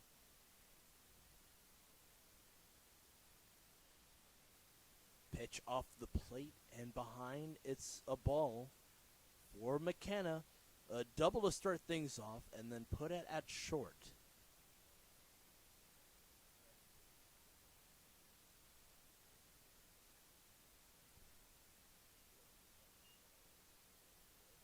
Sean McCabe working in his fastball repertoire into it. McKenna looked it through. 1-1 on the way from McCabe. This one lifted in the air and playable for Rodriguez. It's off his glove. Foul ball for McKenna and a 1-2 count.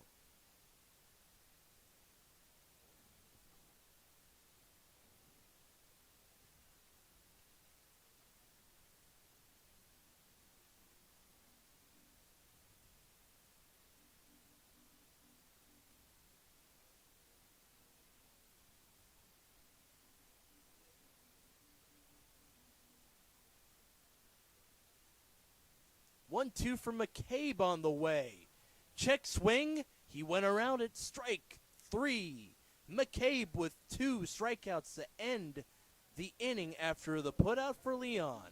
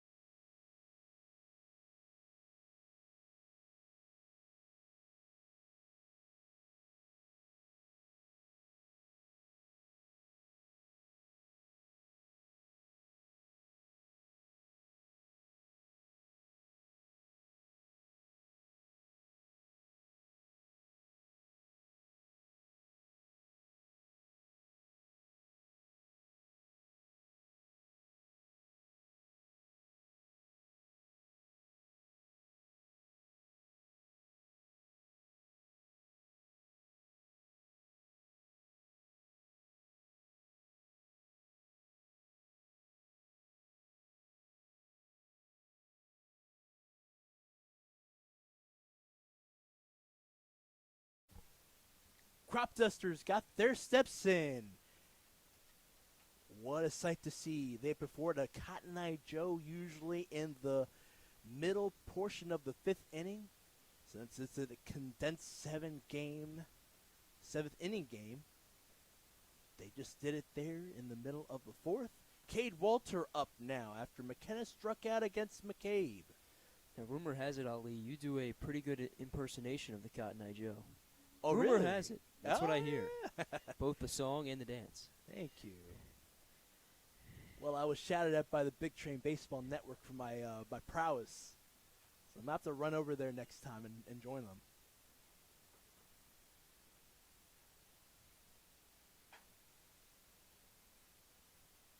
But what a great team, though. This is a fun experience for all of us.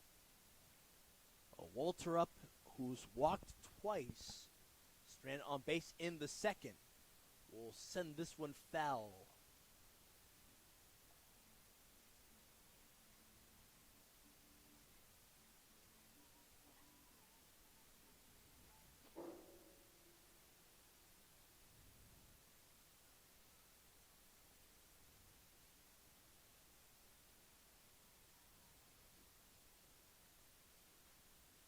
This one playable that time for Turnip Seed.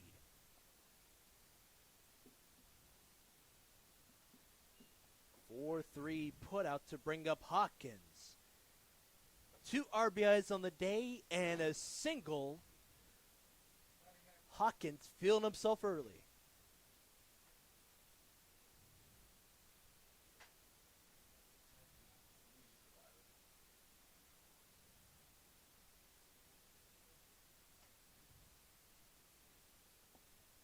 Curveball for Shan.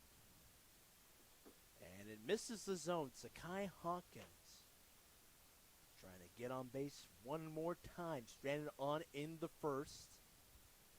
This is the bottom of the 4th with Hawkins looking through. Another pitch outside from Shan.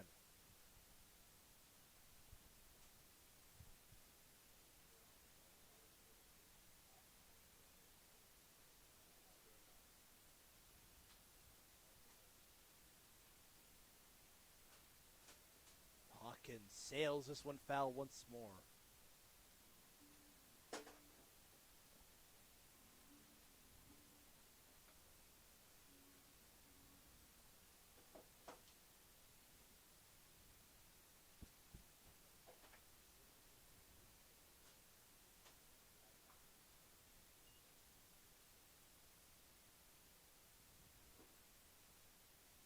Ball 3 for Sakai Hawkins at the plate.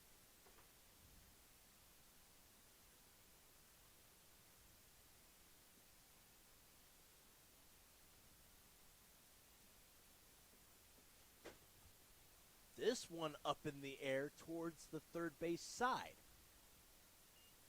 Leon on it, retiring Hawkins, and Bullhouse on.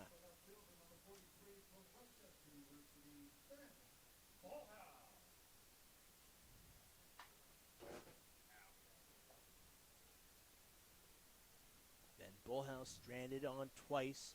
A walk and an infield single. Back up to Coddington, that is. Pitch down low for Bullhouse.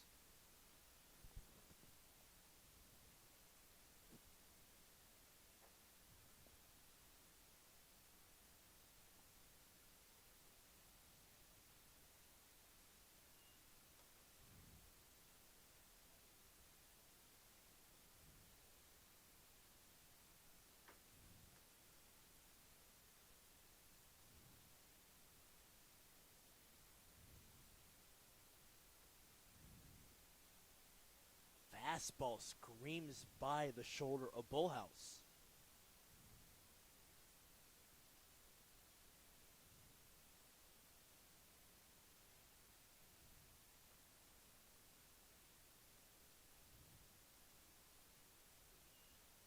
And a strike does pump through. That time for Sheehan against Bullhouse and a 3-1 count.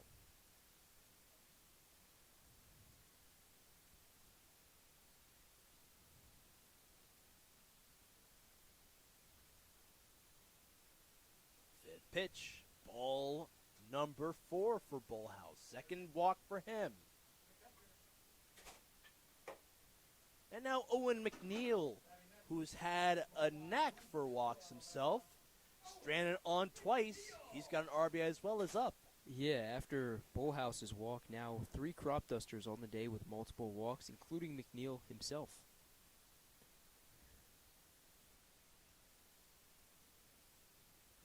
Creeful, the 8-hitter on deck. 2 outs. And this one lifted, and it drops down in front of Cobb. A knock for McNeil.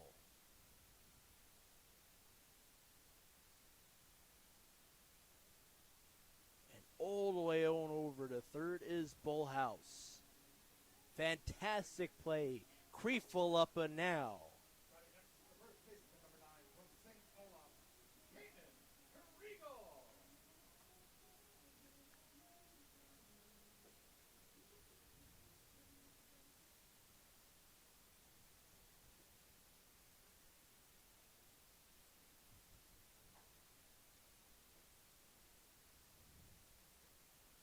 Oh, a big time swing and a miss on the first offering from Shahan to Creeful.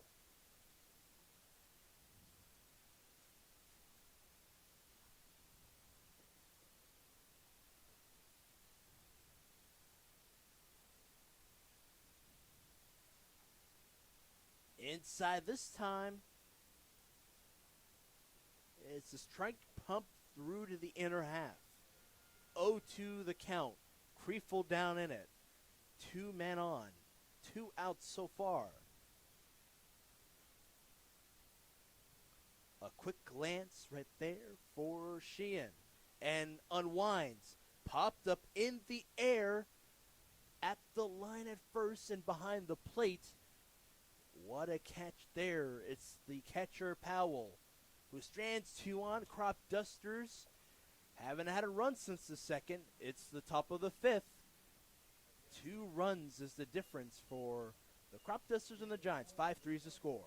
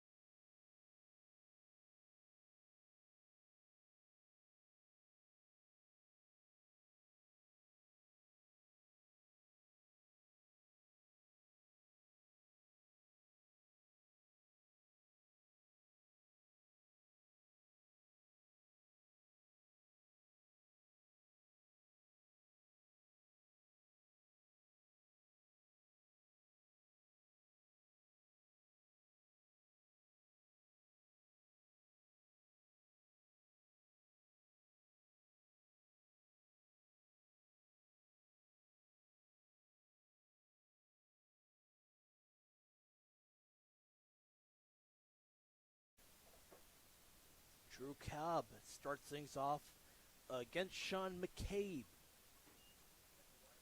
3 up, 3 down in the 4th for the Giants. It was a putout at second for Leon, as well as Morgan striking out looking. Strikeout swinging for Cole McKenna. Drew Cobb already down in the count. A strike and then a foul ball. To go along with a ball upstairs and outside.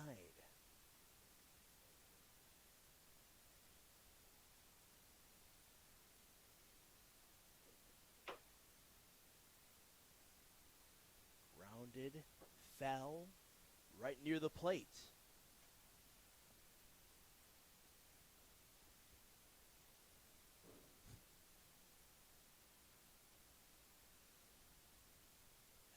foul ball.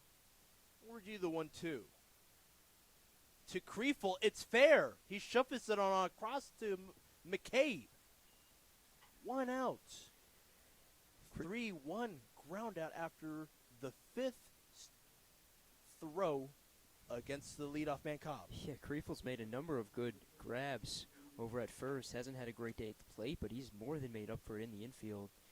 That time he was kind of caught in, one of those 50-50 balls. Do I take it or do I toss it to my pitcher? He does the latter, and it pays off. He's made a number of great scoops. Another one right there. He was nearly on base on a drop third strike in the second. Called strike is assessed to Phillips, who's 2 for 2. A single up the middle and an RBI to plate through McKenna. And then a single, a liner up the left center field side. 0-2 already in a hurry for Phillips. Same outcome for Drew Cobb. And he grounded to first.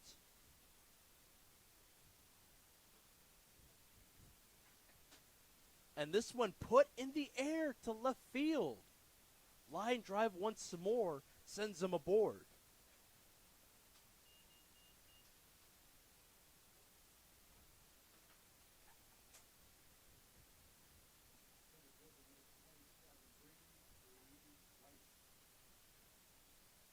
Brady Ruiz Weiss. 0 for 2 in comparison with Phillips, who was 2 for 2 before he singled to left field against McCabe, is back up there for his third plate appearance. And McCabe pumps through a strike. He's got confidence after what was something to forget last Sunday against the Giants. Yeah, facing the very same team that he struggled mightily against, to bounce back in this way with great presence on the mound, it's been admirable.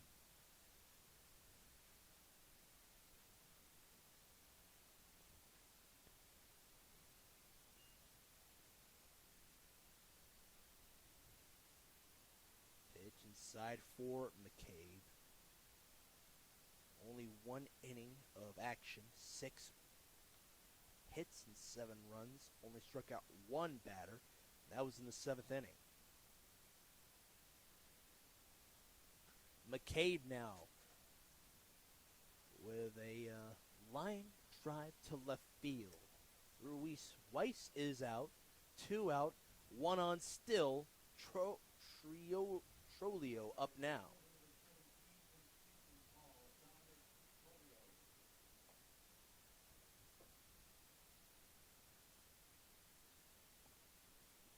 Ruiz Weiss is 0 for 3. Now to Dominic Trolio, an RBI to go along with 2 knocks. Both infield singles. Larissa 1 to the third baseman and Barada. Fastball misses outside and low.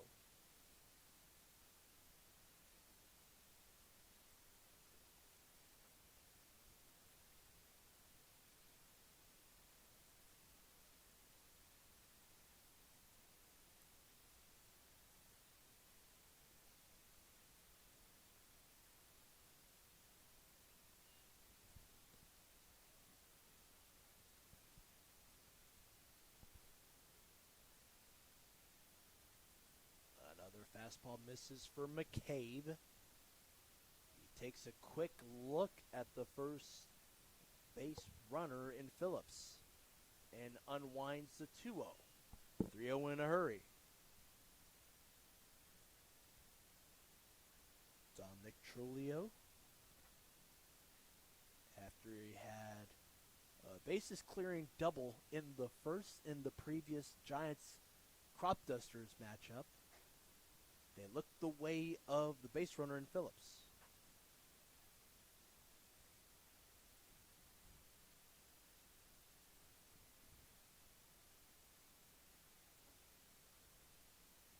It takes 4 pitches for him to settle on over to first.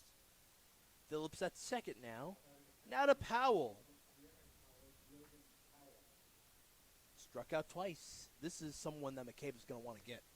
Yeah, you think McCabe would like a strikeout here? Not only would that put Powell down for the 3rd consecutive time, and get him out of the inning. not? Two birds, one stone, huh? McCabe looks the way of Phillips and unwinds.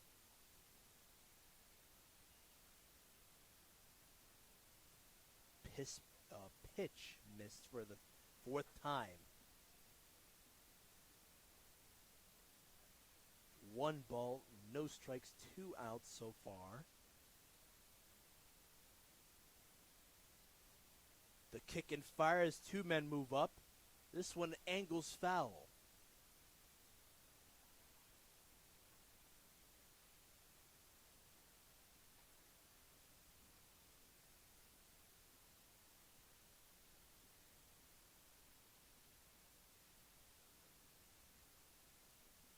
Logan Powell.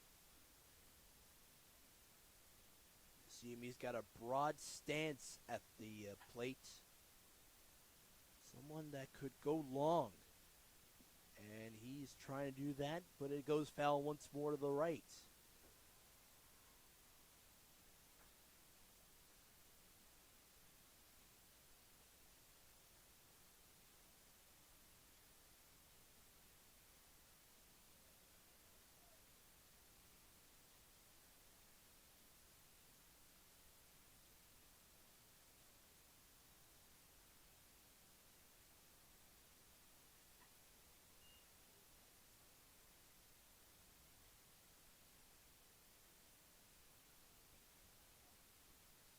Full count after the pitch bottoms out on McCabe.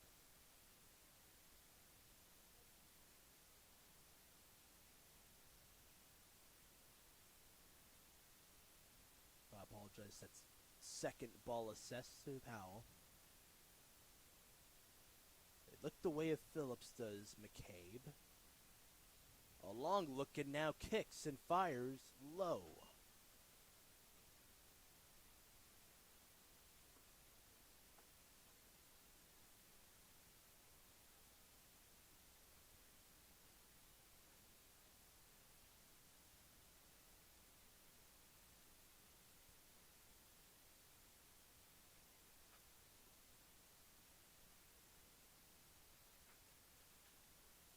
This one angles to left field.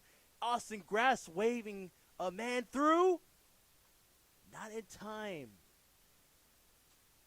Aiden Phillips scores from second. What base running for him? And now, don't look just yet. Giants down by a run with 2 outs. And turnip seed coming up.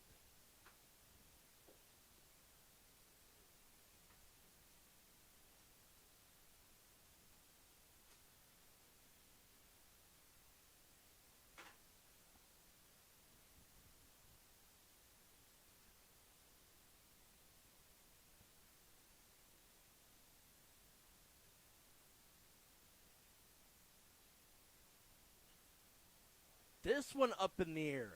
And it's going to be gloved by Walter. They get out of the jam, do McCabe and the Cropdusters. He had 2 in the previous inning. Gave up a run as well as 2 hits. Cropdusters looking to add a little bit more insurance. Up by 1, 5-4 is the score in Olney.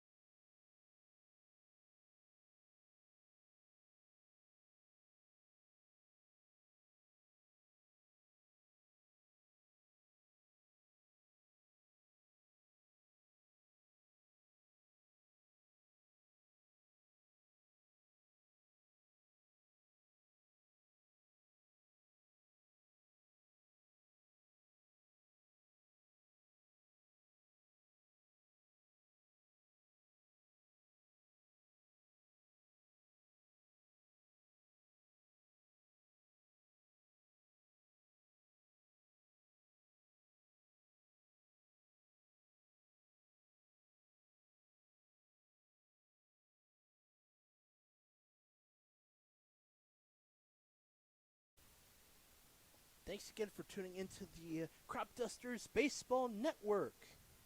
Bottom of the fifth, new pitcher on. Austin Christ deals through ball one. Donis Rodriguez, the 9-hitter, starts things off. Christ standing at 6'3", 185 from Marysville, Pennsylvania. Just wrapped up his freshman year at Frederick. And made only one appearance, so a chance for him to get some quality pitches in a tight game all of a sudden here in Olney.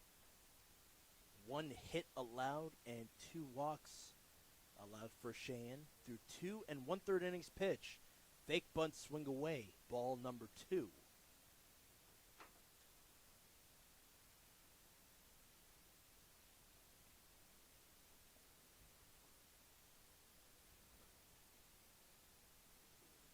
Giants tack on one more run back in the 5th against McCabe. Rodriguez now, this one over to right field. In the air, 1 away. Drew Cobb gets the out.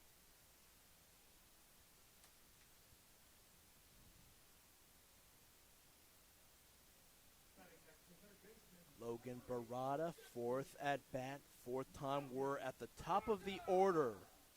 A walk and a run in the 2nd. Outside of that, a put out at 1st and a fly out at left.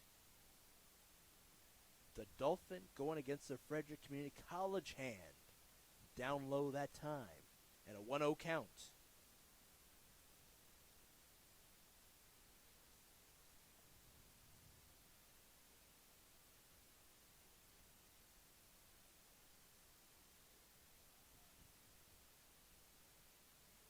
He moves his right foot out of the batter's box. The pitch sailed from the hand of Chris into the plate. Right of the 1-hitter. Boma waiting patiently. He's the 2-hitter. In the hole is Godson.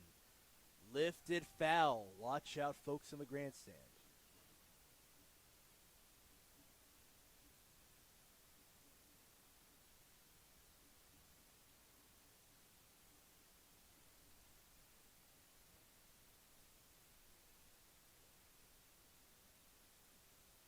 Two balls, 1 strike. 1 strike was a foul ball behind. Lifted foul towards the right side near the line. What a play. It's Aiden Phillips with Cobb and Ruiz Weiss tagging up. They get the out, 2 outs already. Boma feeling the jam so far.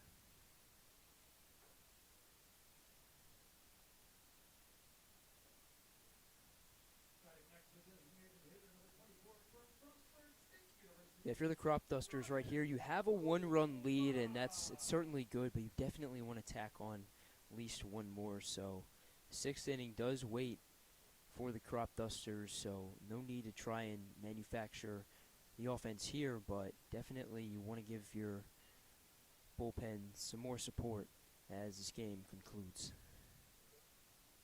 Called strike 1 for Boma. Breaking ball. And this one lifted into the air. Playable for Triolo. 3 away with nobody on for the Cropdusters. Christ on. 3 up, 3 down. We're going into the top of the 6th. Gaithersburg knocking on the door of a lead. They're down by a run.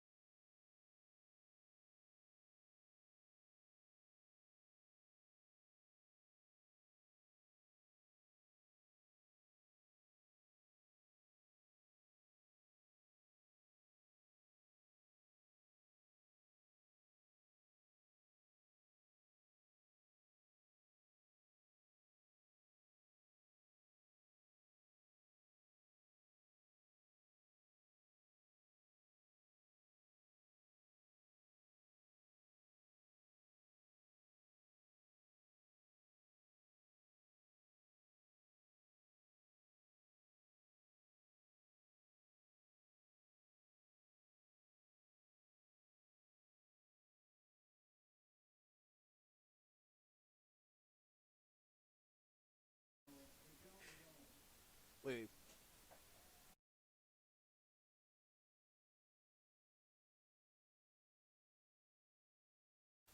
All right, top of the sixth inning, 8-9-1 is how we'll start things off with a new man up, Henry Lewis from UMBC. And that one off the glove of McNeil. It's a ball. Leon has a hit. It started things off for him, and it was in the second. A single to the second baseman in Gazan.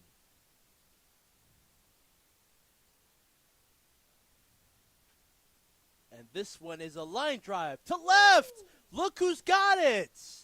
Mr. Rodriguez, you retire one. Take a bow. You look great out there at right. Yeah, if anybody can make that catch, it's him.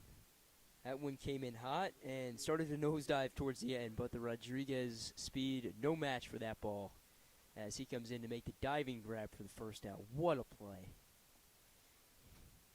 That springs up Morgan once more. Leon had a hit in this contest. Morgan does not. 2 strikeouts, one swinging in the second and one looking. He swings at the first offering. It's Henry Lewis's mound. McCabe out. He had 2 strikeouts in his opening inning of play in the fourth.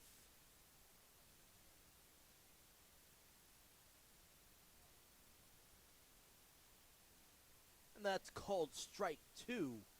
Outer half that time. Lewis trying to chase out the 9-hitter.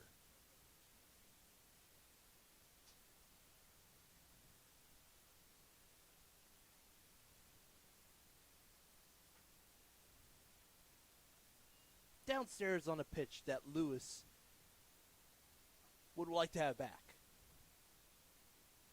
He nodded to McNeil, who was waiting patiently, as well as Morgan, for the 1-2. He likes the offering that he will pump through. And now here's the kick-up. Foul tipped. Not into the glove, though. They'll redo the 1-2. Fifth pitch on the way for the 9-hitter. Henry Lewis, the right-hander against the left-handed batter in Morgan.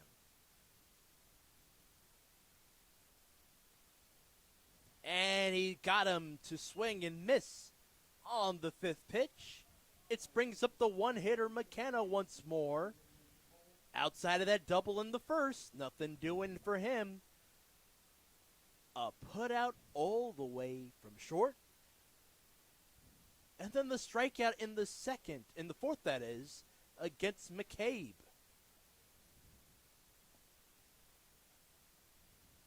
Third different pitcher he's seen the one-hitter does.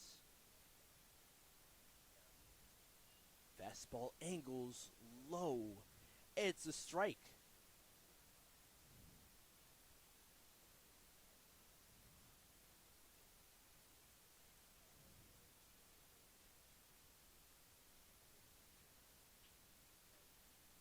This one dribbles foul. Barada gave it a good look. And another batter that Henry Lewis has faced is down in the count early. No balls. 1-2 strikes, that is. McKenna against Lewis. The kick and fire. Drop third strike. The throw from McNeil. Kriefel does the dirty work. 3 up, 3 down once more. This time it's the Giants with that stark look. Cropdusters holding on to their 1-run lead.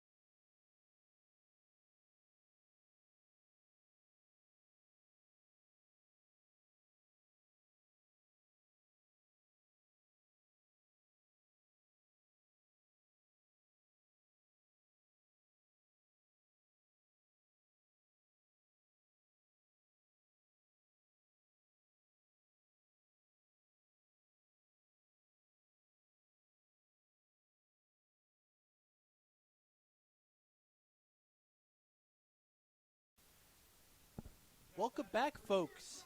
Tight contest here in Olney. Gaithersburg did put through a run in the fifth. 3 up, 3 down in the sixth. This is the bottom of the inning. Gottston starts things off. He's got an infield knock, and this is fourth at bat on the day.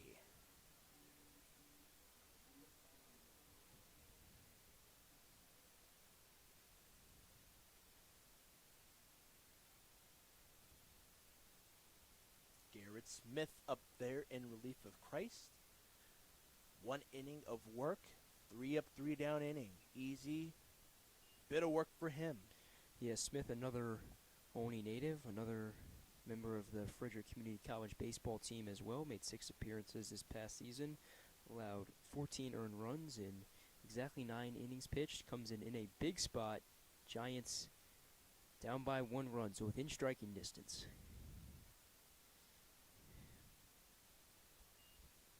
Curveball from Garrett Smith to give a favorable count for the pitcher. No balls, 2 strikes. The leadoff man is the 3-hitter. Cade Walter waiting in the wings. 2 walks for him and a run. Gosden with a defensive swing. It goes to right field. Drew Cobb makes the catch, and Walter up now. Batting next to center fielder number 6 from Jacksonville University, Cade Walter. Outside of those 2 walks in that run, as I mentioned, a put out at first, grounder to second. That was in the 4th. We're in the bottom of the 6th in what's a 7-inning game. Walter went around it.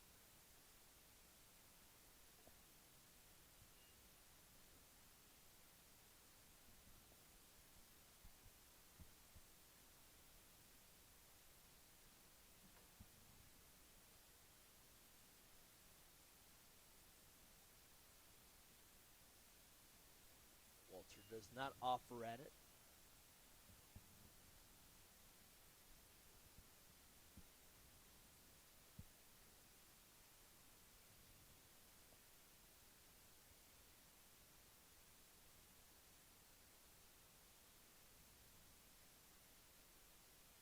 And he does offer at the 1-1.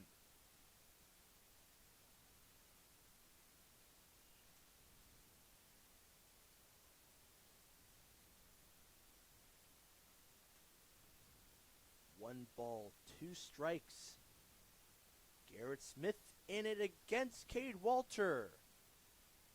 Outside on the fastball.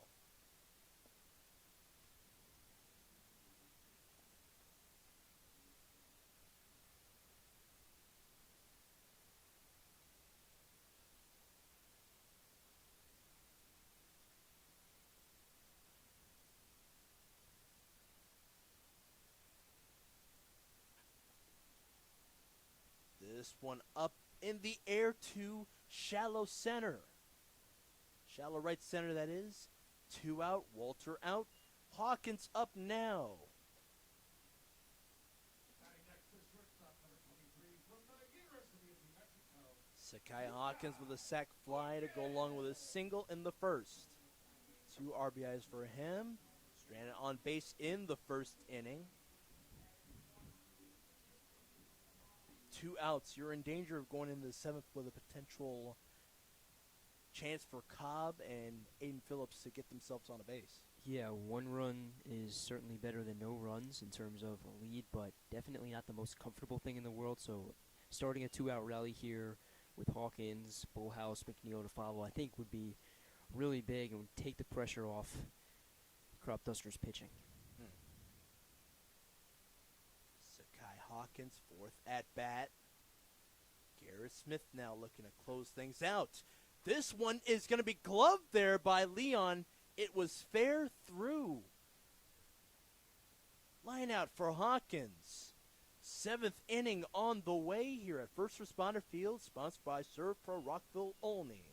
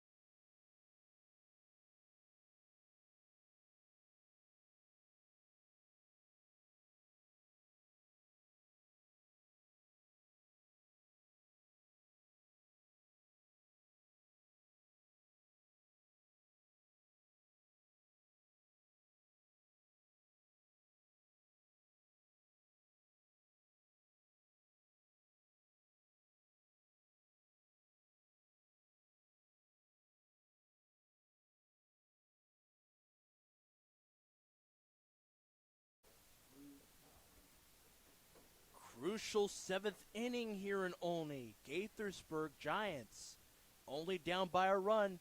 They're going up against Ross Lindsay. And this one up in the air, playable for Bullhouse. One away, potential 2 outs. It's a guy from Central Louisiana who's going to get the nod to finish things off for the Cropdusters. Yeah, nobody else I'd want more in this situation.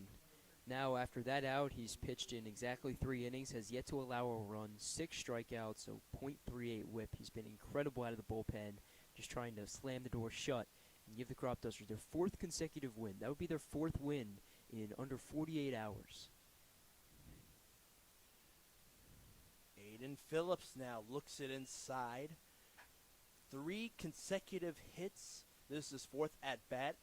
A single up the middle in the first to go along with a single, a line drive left center field, and a single up the left field side. 2-0 the count at the plate.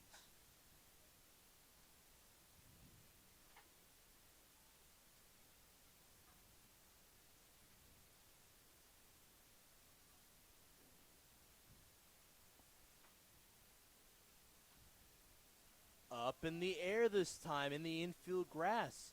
McNeil as well as Barata come up to make the catch. It's the latter who does that. Phillips is out. 3 for 4 today on his own right.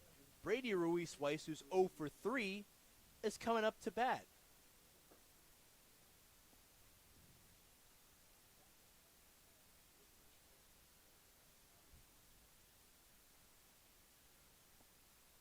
Ross Lindsay against the 4-hitter Weiss. This one is a line drive, and it's Bullhouse who makes another catch.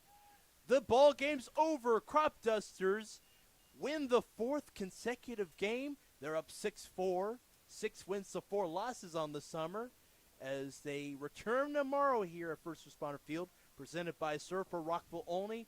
They take on the Southern Maryland Senators. A north-south matchup tomorrow. Peyton, they get the win. The Cropdusters do. Yeah, what a past 2 days it's been for the Cropdusters. Coming in to Friday's game against the Grays, they were just searching for any type of momentum, right? They were 2-4 on the year. Things weren't going right. 3-game skid, and all of a sudden, 48 hours later, they're 6-4, the most wins in the North Division. This season has completely flipped on its head, and the only Cropdusters, with all the momentum in the world right now.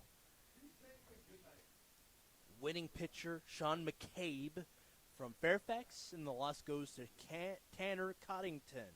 And the save for Ross Lindsay. It was a great day for baseball. 2 close ones, and it all comes down to this. Cropdusters get their 4th straight win. Do you have a final thought, Peyton? Yeah, definitely it goes to show just how much baseball can change. All it takes is, in MLB terms, a series, but here, just a few game stretch. All it takes is a few games to get things right, and that's exactly what's happened for the Cropdusters. 4 games later, they have the most wins in the North Division, and they're on the right track. They're on the right track, and you're on the right track too. Great to have you again. For Peyton Yaus, Ali here. We'll see you tomorrow. Southern Maryland comes back. They'll take on the Cropdusters. First pitch should be around 6 o'clock. We'll see you then. Have a good night.